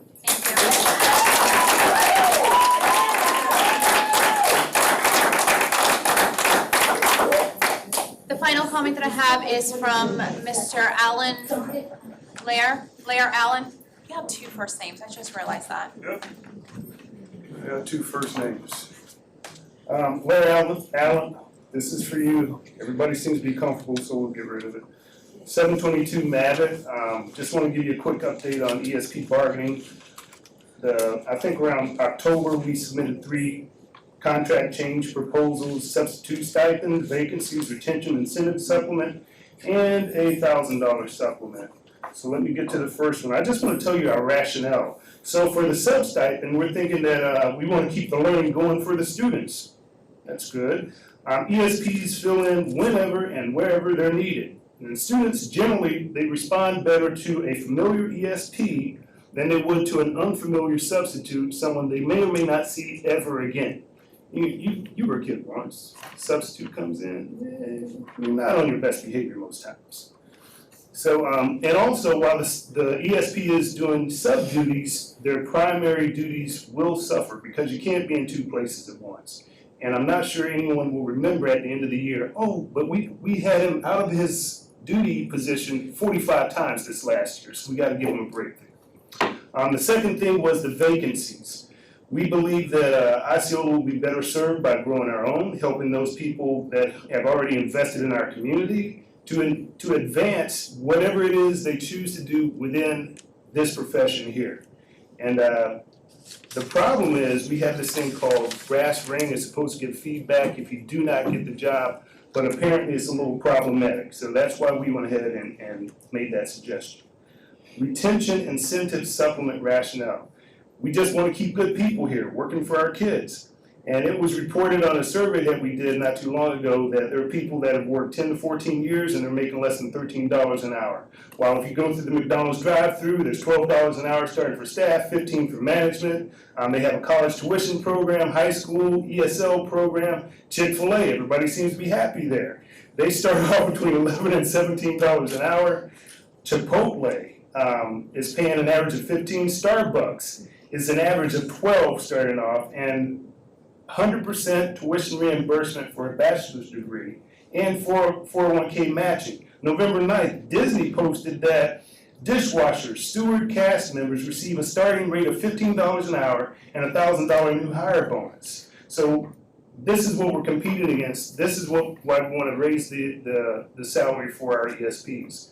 The $1,000 bonus, Corcoran said as they're handing out those checks, hands down, our students have directly benefited from the passion and dedication of our heroic educators throughout the pandemic. Having a world-class teacher who unconditionally loves their students in front of every classroom, and he goes on and on. But what he does leave out, he seems to leave out the ESPs. ESPs also make a lasting impression on our students. Schools don't run without the ESPs, and if you're a teacher, deep down you know that. And it was a little disheartening to seem that they seem to be forgotten. Thank you for your time. Thank you, everybody, for being respectful and staying on time. I know that there are some board members who have some questions or comments, so thank you for being patient with those as well. I'll go ahead and move over to Mr. Arguello. Yeah, to the gentleman in the back, Vince, I think, right? Can you tell me the circumstances under which those things were said to you? It was in a professional development, August of 2020. Okay, so in a, You want those comments were made, context? would you please, yeah. If you're gonna do that, so- Would you come to the podium again, please? I'm sorry. And I know that we're going to connect with the gentleman after, so I would ask to keep this short since we do have the rest of the meeting as well. I know that Mr. Kroppenbacher, you said you were going to speak to the gentleman. We don't have that much left on the agenda. To me, this is pretty important. Thank you, please continue. Okay, so, August 19th, 2020, we had a professional development closing the achievement gap. Documents were provided to us teachers, comparing black and brown students' discipline versus white students. I asked we were doing table discussions. For me as an avid teacher, I felt very uncomfortable, comparing discipline of different races. I asked the assistant principal at the time to excuse me from the meeting due to me not being comfortable. Instead of dismissing me from that meeting, he went to the front and had me ask my question, why I felt uncomfortable, thank you. And I say, and I quote, why are we in this meeting? I'm an avid teacher here for the students. I do not see color. All means all. At that time, the presenter went on and said, well, Mr. Hertz, finger waving in the air, this is your white privilege showing. You don't have to worry about skin color. Now, what's even worse is I brought this to April Jackson's, I emailed April Jackson, the union rep, about this. She wanted nothing, she didn't want my statement, she was talking to the principal, they were taking care of it. They pulled the camera. You could see that me shaking, pointing to the door. The assistant principal said I did not ask to leave the meeting. As that was going on, the presentation was, I didn't say a word, I was shell-shocked. What guidance were you given in that meeting in regards to the students? Say it again. What guidance were you given at that meeting regarding the students? Here's the paper, analyze the students. What do you see? That was it. What do they look like? Discipline, grace. So, first professional development I've been at where I was not able to sit where I wanted. They had it broken up, and all this is on camera. The media center, August 19th, or around that date. Where was it? Horizon Middle School. So, and it is on record, so the principal there knows about this situation, and this was, for me as a teacher, teaching avid, it was really hard. It was really hard. Applied for a dean position with my credentials I was turned down. I have teachers that I was really close with, now I'm labeled a racist for asking to leave a meeting. It's going on in this district. And exactly. Thank you, Vince. So, Thank you very much. Are you satisfied, Mr. Arguello? No, I had some comments. So I'm already expecting the commonplace denial that any of this is actually happening, and I know that this is a figment of all of these people's imagination. But let me just, I mean, are these photographs from our curriculum? Yes. Benchmark reading and Common Core, or Core Connections writing. John, I can tell you legally, I don't consider some of this stuff complying with Florida law. That you do not consider it complying with Florida law? No. Okay, so to me, more important than that teacher or whomever else who was provided with this curriculum, somebody talked about accountability. When is it that the leadership of this district is gonna have to accept some accountability for this? Because we know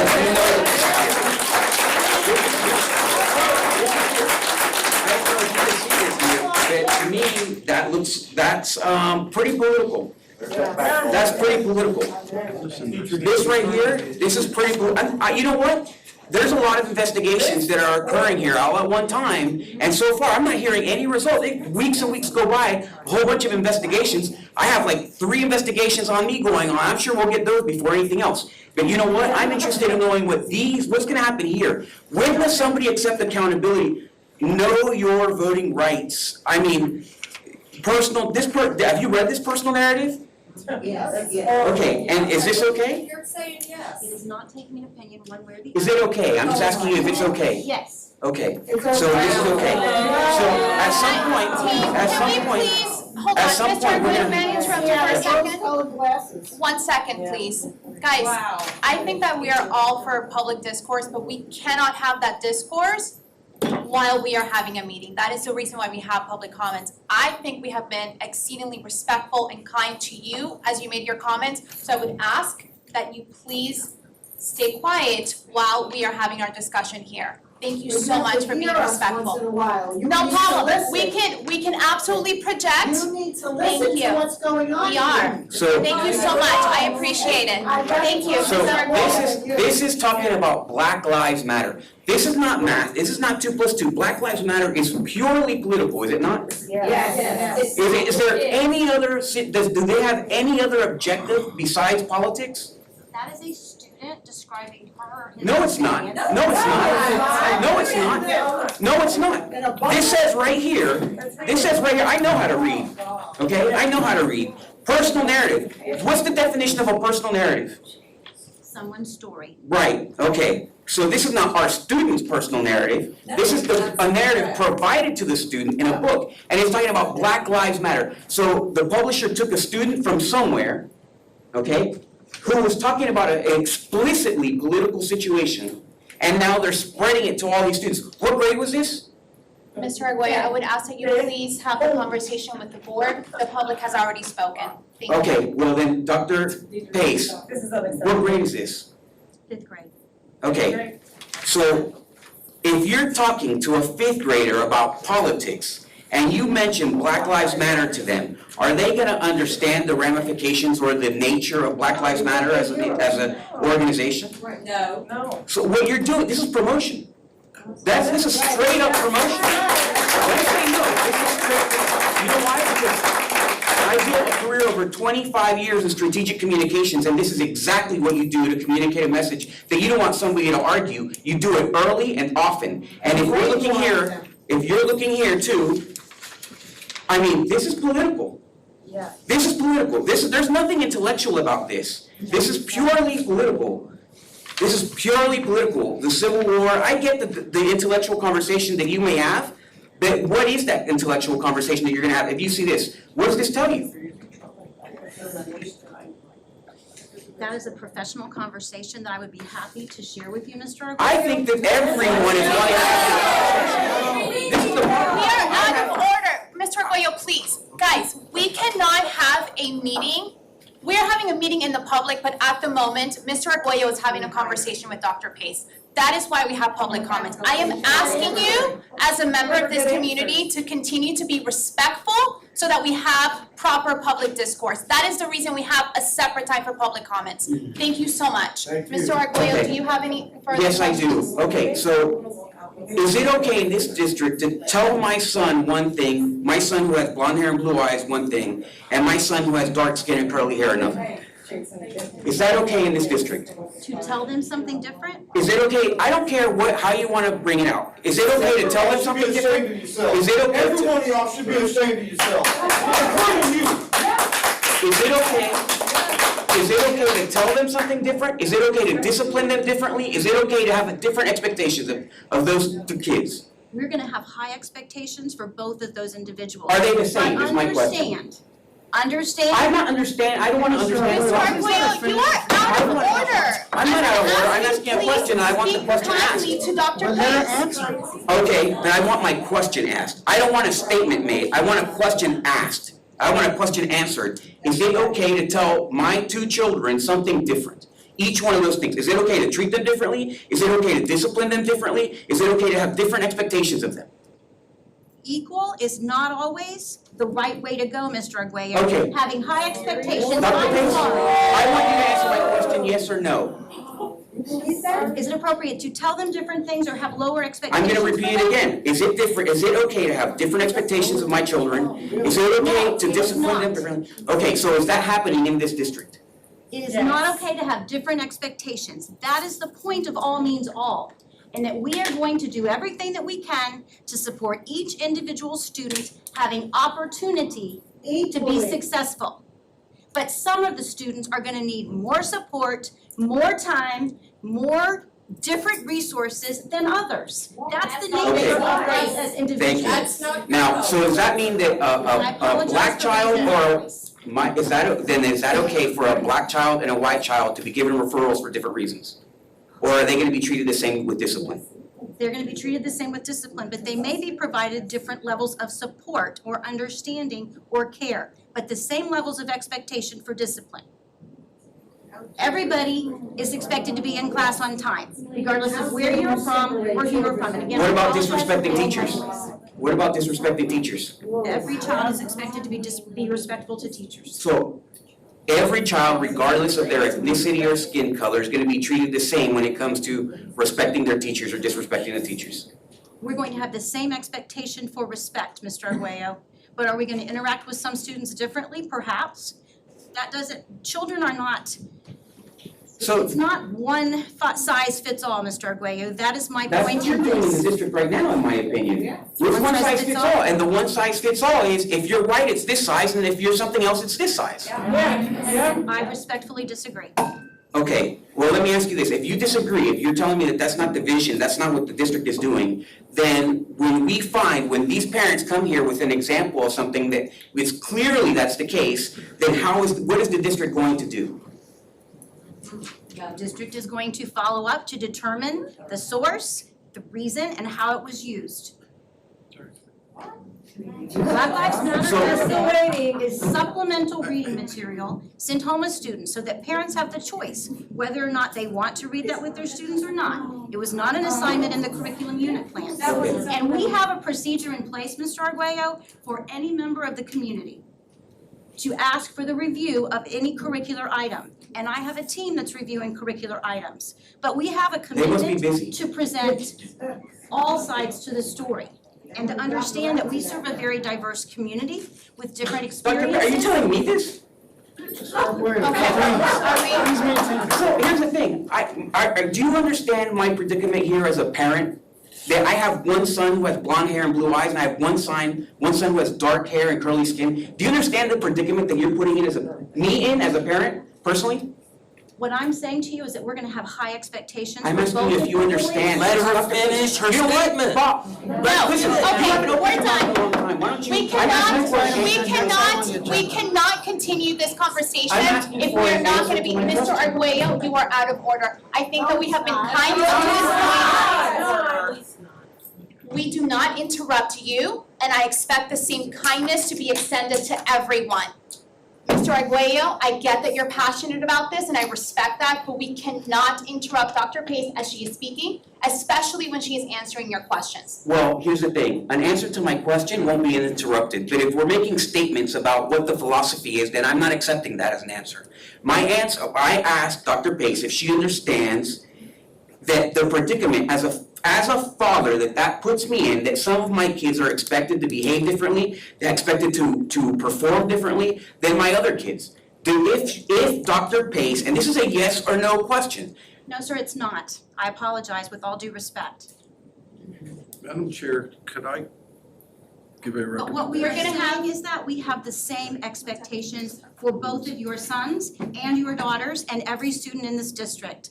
High expectations to graduate on time and be successful, to be college and career ready, and to have the skills that they need to be successful in life in this community, whatever vocation or avenue that they choose. So then we're not asking our teachers to follow any of the guidance that they're learning in the curriculum and the consultant contracts that we're approving here on the board to provide them with, right? Because the information that we're providing the teachers is not saying that.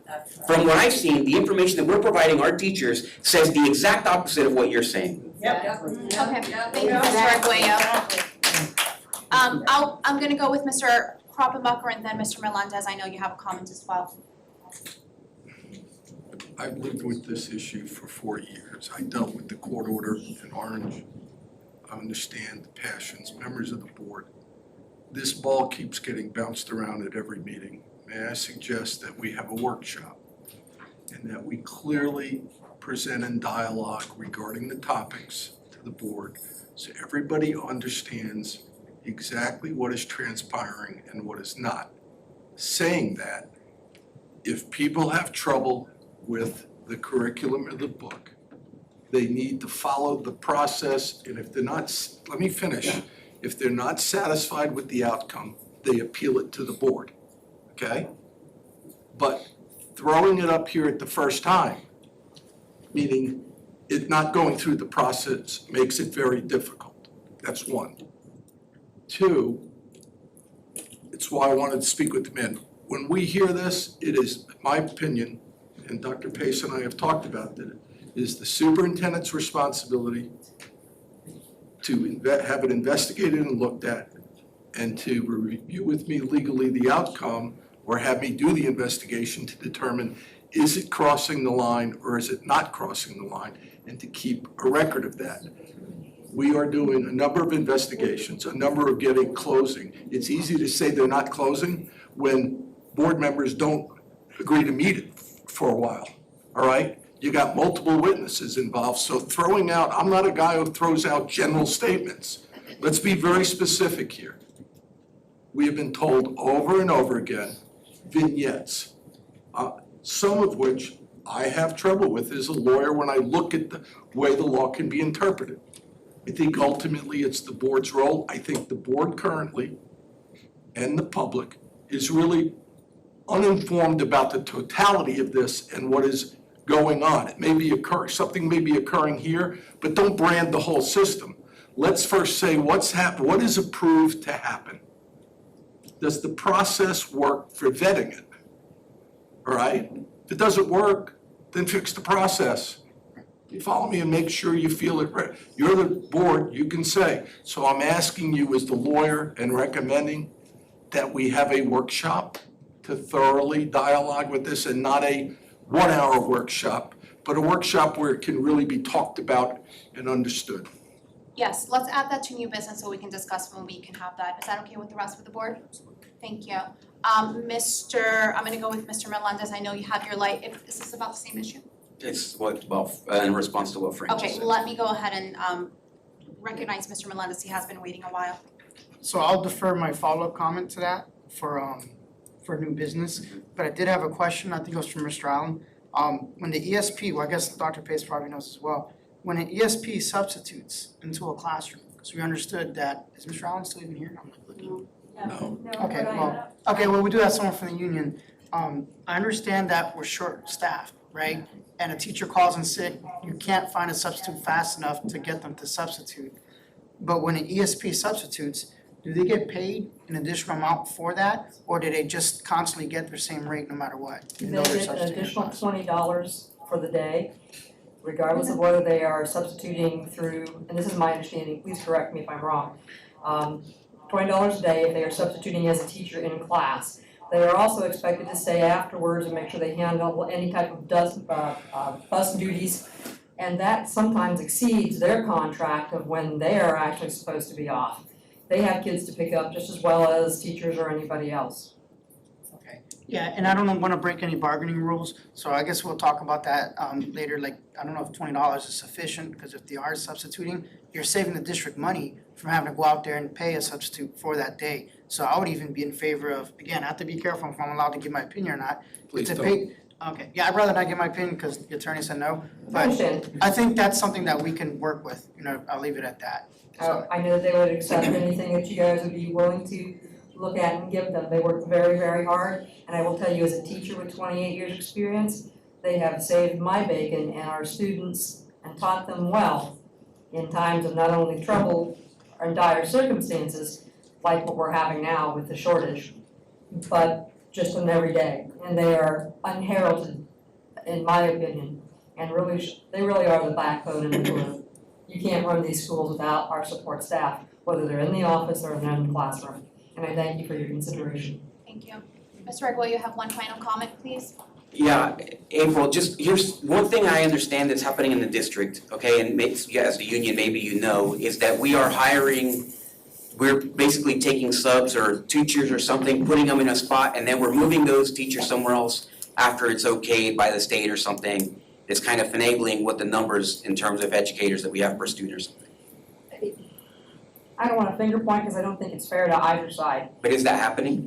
Yes, in some cases. I mean, I happen to work at the world's best high school. No offense, Oxford's wonderful, I used to be there. But everybody bands together, and teachers will do jobs for paras do, and paras will do jobs that teachers do. But the problem is a para might be assigned specifically to one student, and that one student is absent, so we now take that para to go into this class, and then another class, and then another class. The teachers are doing the same thing with their planning periods, but we're getting something out of it. I understand that they got a raise of 30 cents last year, and that's a wonderful thing. I'm glad that they got it. But they're doing the very same thing a teacher does.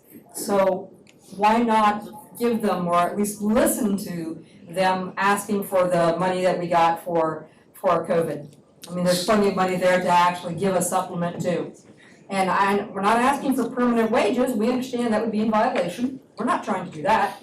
We're just trying to make what's right, right. And I think that most of you understand that and know that, and we appreciate any kind of consideration. I think that highlights the fact that we have, all through the last year, we had a lobbyist who makes the same amount as 4 paraprofessionals without having done any of the job that he was supposed to do, according to my opinion. So, thank you very much, and I appreciate you coming up here and speaking. And then, Frank, I wanted to mention, here's the thing. With these investigations, right? For me, it's a clear void of leadership when it can't be the people here in this room stating clear, unequivocally that we will not be doing this. That, to me, that's the first step, right? You don't need an attorney when you take charge of a situation and you say, you know what? We're gonna abide by this law, not just by the letter of the law, but by the spirit of the law, and we're gonna do what's right by the parents and by our community. And to me, that's a big difference. We shouldn't have to, everything else, an investigation, all due respect, everything else, we're gonna tell this person to go do this. We're gonna do this, and we're gonna do this, and then hopefully these people will forget. Right? That's what I don't think that they will, number one. And number two, we should just be, it's very easy to resolve this problem. As a leader in the Osceola County School District, we will not promote CRT or CRT-like curriculum. We will not ask our teachers to treat our students differently. And if you are caught doing something that you're not supposed to do according to law or according to the will of the school board and the will of the leadership of this district, you will go find yourself somewhere else. Preach it. Come on. That's all. That's what it takes. That's what it takes. That's the number one thing. And I don't know why it's so hard to provide these people with that kind of assurance that we're doing the right thing on everything. Not just on CRT, on everything. When it comes to whatever, every situation is, oh, well, we're gonna move this, we're gonna, and then it just trails off and nothing ever happens. I think that this is an issue that we need to respond to the community, and if not, then basically what we're doing is we're going against their will. And I think that we've seen, if anybody's read the newspaper recently, that the parents are fed up with the circumstances that school boards are creating. From telling them that they can't come and speak, from fighting with them about what they can and cannot speak, okay, to teaching their kids things that they don't want their kids to know. Thank you. Thank you. Mr. Koppenbacher, if you want to respond, and then please move over to your attorney comments, which is the next on the agenda. Thank you. Are you all settled? Do you have any comments? Do you have any board? No, ma'am. Thank you. I know I'm gonna be asked to leave, so I'll just get my purse and head that way. We have begged each of you to look into this, and if you think it isn't going on, I teach at a high school, and it goes on every single day, and not all but John have stood up for us. Come on. You residents have done nothing. Yes, We have please. begged you and proven that this is Your going public comment on section's in over, our sir. Go ahead and ask schools. for it. And y'all do this and slouch down. When are you gonna stop it? Thank you, John. Okay. Talking to the wall. Okay, I know we have several things for new business, and they are all for Mr. Melendez. Mr. Melendez? Okay, we already spoke about the internal audit, so that's gonna be a workshop. The other thing was the K prototypes. We spoke about sizes, but I'm concerned about, every time I go to a new school, we know eventually they're gonna split. Well, that's the intent. It's not just there to be a K permanently. At some point, it's gonna be an elementary school and a middle school. We just don't know when the development is gonna grow around it. And so I think that we have to be a little bit more conscientious about creating two different egress and ingress routes for the vehicles to drive onto these campuses. So I just think that when we design something new, I know I talked to Mr. Clinch about this earlier, and he spoke to us about Dr. Pace. Let's say, for instance, we always buy 25 acres, and we have a prototype, Thank you, John. we can always have like the best. Everybody else is like talking to the wall. Please do not interrupt. I'm gonna interrupt, it's like talking to the wall. Okay. Thank you, John. Please stop. John, They're done. Thank you, John! Okay, I guess we'll stop until this is all settled. Yeah. Wait 1 second, please. Thank you.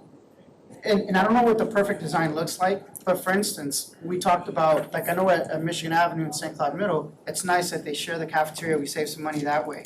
Maybe you can have one bus loop, because the buses aren't gonna ever fight. Because I went to Narcoossee Elementary today, and it was amazing. Before I left the school, already parents were like an hour early before, pickup was there, and they're already halfway. So we can't really modify parent behavior, but the point is, if we do K-8s, we gotta make sure that the entranceway for parents to come in to pick up and drop off are kind of like on the far ends of each other, and try to make them deep enough so that way they don't back out into the roads. So I don't know what that looks like, I'm not an engineer, but I'm just seeing, because we have Sunbridge, Kindred, Toho, all these are K-8s coming up. And so I don't want to keep spending money after the school's being built than to correct the problem. If we can kind of get ahead of it, and Mr. Clinch, obviously I can't direct you, the rest of the board has to, is maybe you can talk to some of those designers and maybe come up with a new prototype like that. And if we have to adjust the acreage, or maybe you can shift the way the schools are built so we don't have to buy more acreage. That's the ideal thing. I don't want to spend more money, but I'd rather spend more money if I have to in the very beginning than after the fact and after parents and everyone else are getting, interrupted with the routines of cars backing up on main roads and stuff like that. So that's kind of where I'm leading to that. So we don't really need a workshop, but I'm just trying to see if I can get a head nod from the board, is if maybe you can talk to different designers out there and figure out what's the proper usage of the. The challenge is there's no two sites that are the same.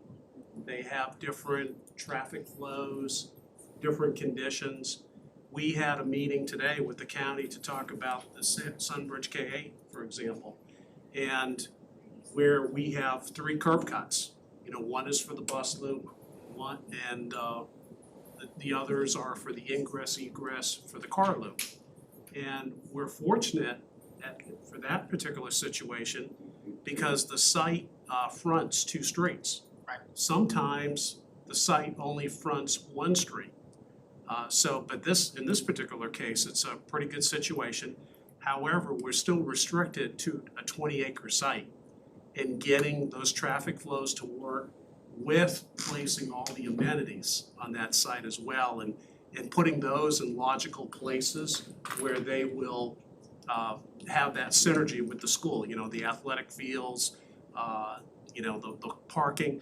One of the big things that we heard today from the county is, and you know, it's the county that brought this up, and we've seen these challenges, is typically we run our car loops through the parking area where the visitors and the teachers park.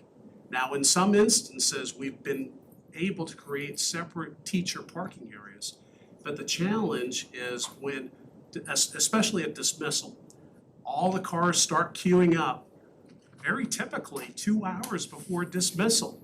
Parents show up that early, and when they do so, it creates a huge operational issue for the school in that the teachers that are trying to leave while dismissal is taking place are not able to do so. So, you know, that is an opportunity, but again, it depends on the configuration of the site, and we do take all this into account. You know, we're trying to get to the best solutions with all of our design firms. We work with multiple design firms. We have different prototypes. Those prototypes are based on the configurations of the sites. And so that we do a test fit. We have multiple prototypes so that we can test fit those prototypes to see what's going to work best on that site given the traffic circulation and other challenges or opportunities that we have on that site. And I apologize for interrupting there, but when you have a new development, to me, that's true if you have a community that's already established and you need a new school. But when we have brand new developments, it's dirt, you know? And so when these developers apply for initial application to the county, I've been starting to see those now because they don't come to us. There's always a school component that says, hey, the school can review. I think that we should be probably a little bit more aggressive in telling the county or telling that developer, hey, look, this is what our requirements are. Like you said, if there's two, you know, what we call like the main road and the side road, you know, maybe we start, you know, and I mean not in an adversarial relationship, because at the end of the day, they gotta give up a school site regardless. So why don't we kind of work together with developers in the beginning as like, kind of like as, you know, working together collaboratively and say, hey, look, this is a need for schools. You know, don't just force us and give us 20 acres at the end and this is what we gotta do. No, let's be more engaging in the beginning and say, hey, developers, this is what we need to make sure that we have proper ingress and egress. And I think that's where the majority of our schools are. You know, again, Kindred, Knightsbridge, you know, Toho, they haven't even been built yet. And so I think that the argument that you make is for existing infrastructure, not for brand new infrastructure. If we have brand new infrastructure, I think that's where the school board needs to exerting more of its power in how we grow. Because I guess we can slow things down and we can say, no, we're not gonna approve your development. I mean, I know that's not good, but we can tell them from the very beginning, not at the very end. At the very beginning, we say, this is what the expectations are. Don't just give me 20 acres and that's it. Make sure that, you know, the traffic pattern can allow for proper ingress and egress to that school. And that way we don't even have to modify our prototype as much. And I know that's much on you, but at the very minimum, at least we can design our schools the way they currently are to be a little bit better. And that way they can see that we're conceding too, that we're not just telling the developers this is exactly what we want and take it or leave it. But I guess the board can hear my argument, and that's basically what I'm looking for, is some kind of a prototype that fits, you know, proper, you know. Well, and I can tell you, one of the things that we're trying to do now moving forward is to create more on-site stacking. That's been a challenge with some of our new schools as well as at our comprehensive renovations. So if we can, you know, at current, the rule of thumb is 10%, and sometimes it's less depending on the restrictions of that site. But we are trying to get to something where we're gonna get more on-site stacking, and the county is really glad to see that we're moving in that direction. County's been great to work with. They've really been a good partner, and because, you know, they're the ones that get the calls too. when we are stacking off of our site onto the public right of way, then, they have a problem as well. So we do work together very well, and we are moving forward in a way that we can increase that on-site stacking. In other words, just build a model school, and then we'll let each school site implementation be different.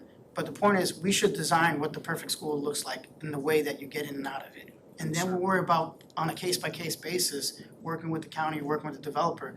But before, I don't want the tail to wag a dog, you know what I'm saying? I wanna get ahead of it and say, hey, everybody, this is what a perfect school looks like. So before I even wanna build, I know, hey, if my development's large enough to have a school, I'm even planning, cause I wanna make Mr. Clinch happy. I mean, cause developers do that, I talk to developers all the time, they want the project to get done. So if they know what Mr. Clinch is expecting ahead of time, then they can design their own thought process of what they want a community to look like to incorporate the model school to allow for proper ingress and egress. Okay, with that, I'm done with that. My other item, was the committee. One thing is, I'm big into community committees, cause the process of investigating each time there's a potential incident of an improper book, I think that's not really the appropriate venue to constantly come up to the school board. No, that's why I said that's there is usually a like an- process, that's- and if they'll follow it, Yeah, but but, it generally will work. If it doesn't, and they don't like the outcome, you appeal it to the right, board. but a lot of times, like county commissions, they have like planning review boards. If somebody wants to do something, they go for the planning review board and they make the recommendation. I'm thinking, instead of us always coming to us, what if we have a citizens Could you, Don't we already book committee have or something like Dr. that? Hayes? could we use the And in that way, these workshop people to don't always come educate to the board and everyone? interrupt our Yes. board meetings. They can go to like a review committee first, and that way they can investigate it, maybe the attorney can show up. And then if something is meritorious of coming up to the board, then it comes up to the board. So that This one's is not why I'm coming here. recommending. We're We're doing it. preventing the We're doing it. We're responsibility doing of the school district though, I mean, in No, the it's end. not, it's designating it. It's Right. designating it. No, I understand what you're proposing. What I'm saying is the district has a responsibility to review and approve curriculum. Now, if what we're saying is that we've approved this curriculum and the curriculum is counter to what the state legislation says, that's a problem. So it's our duty already, not even mine, I'm saying as a district, the district's responsibility is to approve a curriculum which is appropriate. So now we're saying, oh, well, now let's kick it the responsibility to the community, should they choose to, right? I think you're right that we should, I understand, we should maybe have a community that, program where they can review the curriculum. Because that's just a matter of transparency. Have the entire curriculum behind glass so that everyone can see it, right? And then people comment. But one, I would strongly discourage the urge, because we don't like what the people are saying when they come here, to prevent them from speaking at a school board meeting, right? Because that's literally the most appropriate place, is to come here, call us out on our job, and to say, hey, this is the community here speaking, and this is what we're saying, right? But I do agree that there's a process. I just don't think it's their responsibility to make sure. Guys, there is a curriculum committee. It involves community members on the committee. Can we please wait to the workshop so the So, board really gets educated on what occurs and what Thank you. doesn't? Are we able, was that your final comment? So Yeah, I'm we can go ahead and discuss when it would be appropriate to have a workshop on this. I don't know if anyone is able to commit to a specific time, but it does sound like this and transportation seem to be some of our most pressing issues. So, Dr. Pace, do you have any suggestions for, I don't know what you would need to prepare in order to present, any ideas of when you think it might be appropriate? We already have the health services plan workshop at 3 on December the 14th. Okay. And with Thanksgiving holiday next week, and then we have winter holiday, I would suggest something in January. And I would just remind the board, we just had a transportation workshop. No, we don't need a transportation workshop. I just said that those were the pressing issues. Absolutely not. But let us get. How about for February 1st, we substitute the strategic plan update for this, because this is kind of, I think that they're actually linked. right, they go together. I Or think maybe that they could go do it together, strategic plan / I hope that we're not putting workshops on the day that we have to vote on that workshop item. And if we can separate them. There's can't there's do that. nothing to vote on though. Yeah, you can't At do this that. You gotta put it on an agenda. There's not an emergency generally. We've had workshops where we've had to vote on that issue that evening. And so what I'm just saying is that we should avoid that if possible. In my opinion, there's no reason to bring anything on this topic for you to approve on the day of that workshop. I can't even legally begin to think of anything. I agree. Okay. But I know that that's happened, right? I think everyone here can concur that that has actually happened, where we've had a workshop and then we voted on it that evening. This is, in my humble opinion, this sounds like an education workshop where we're just understanding the process for community input, and I'm sure we may have some other topics as well that we want to discuss. So I don't see that as being a pressing issue for me. I think February is okay, however, I do like the idea of January also, just so that it's a little sooner. Is that too soon for people? I know we all have work and other And holidays are responsibilities. back, yeah. January will be tough because we're just back a week and all. No, it's okay, February's fine, Post I'm the okay with agenda that. ahead of time. February 1st? Anyone else? What do you think? Mr. Bass? No, I'm fine. Okay, so, And if they can include on that agenda, because I remember one time I spoke with Dr. Reyes, they have like cultural training too, and happens to use the same acronym. So if they could kind of distinguish between, because I think people are using it too universally. So if you can tell us what, not now, I'm talking about during the workshop as part of that, what do those acronyms mean and how would they differentiate? We start at 2 instead of 3. 2, yes, 2 is fine. May I ask board members not to tell you how to perform your duties, but it sounds like we all have different questions and different concerns. So would it, if you would like, just to make it easier on the team who's presenting, perhaps you might consider sending your specific topics ahead of time so that they're prepared to present on them instead of just ad hoc. You don't have to do anything, but I just think that it would make it easier for the folks presenting. I present a lot and I know it makes my life easier. So sounds like February 1st, starting at 2 p.m. Okay, great. Anything else for new business? I just wanted to add Sure. yeah. My light was blinking. You know what? Thank you for calling me out. Yeah, I saw your. I don't know if this question is for Frank or for Mark. I've heard that there's 2 representatives in the state that are proposing moving that 2-mile radius down to 1 mile for busing. No? No, and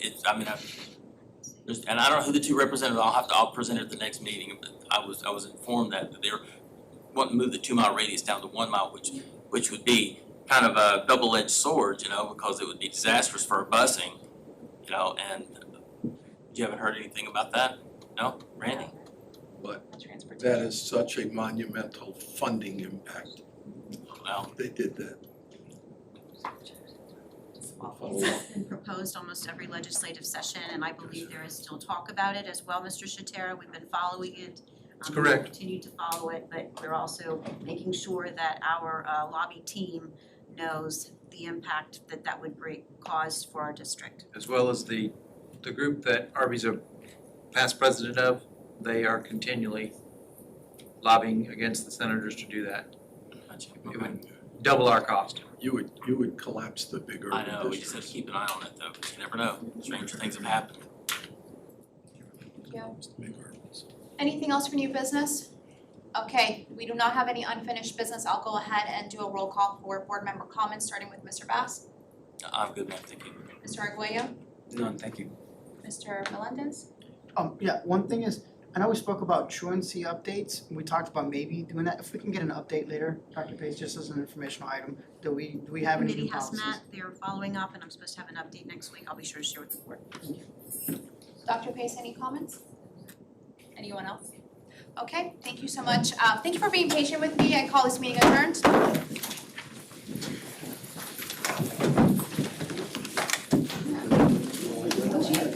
Tanya, do you need these for anything? Yes. Okay, I was. Okay, guys.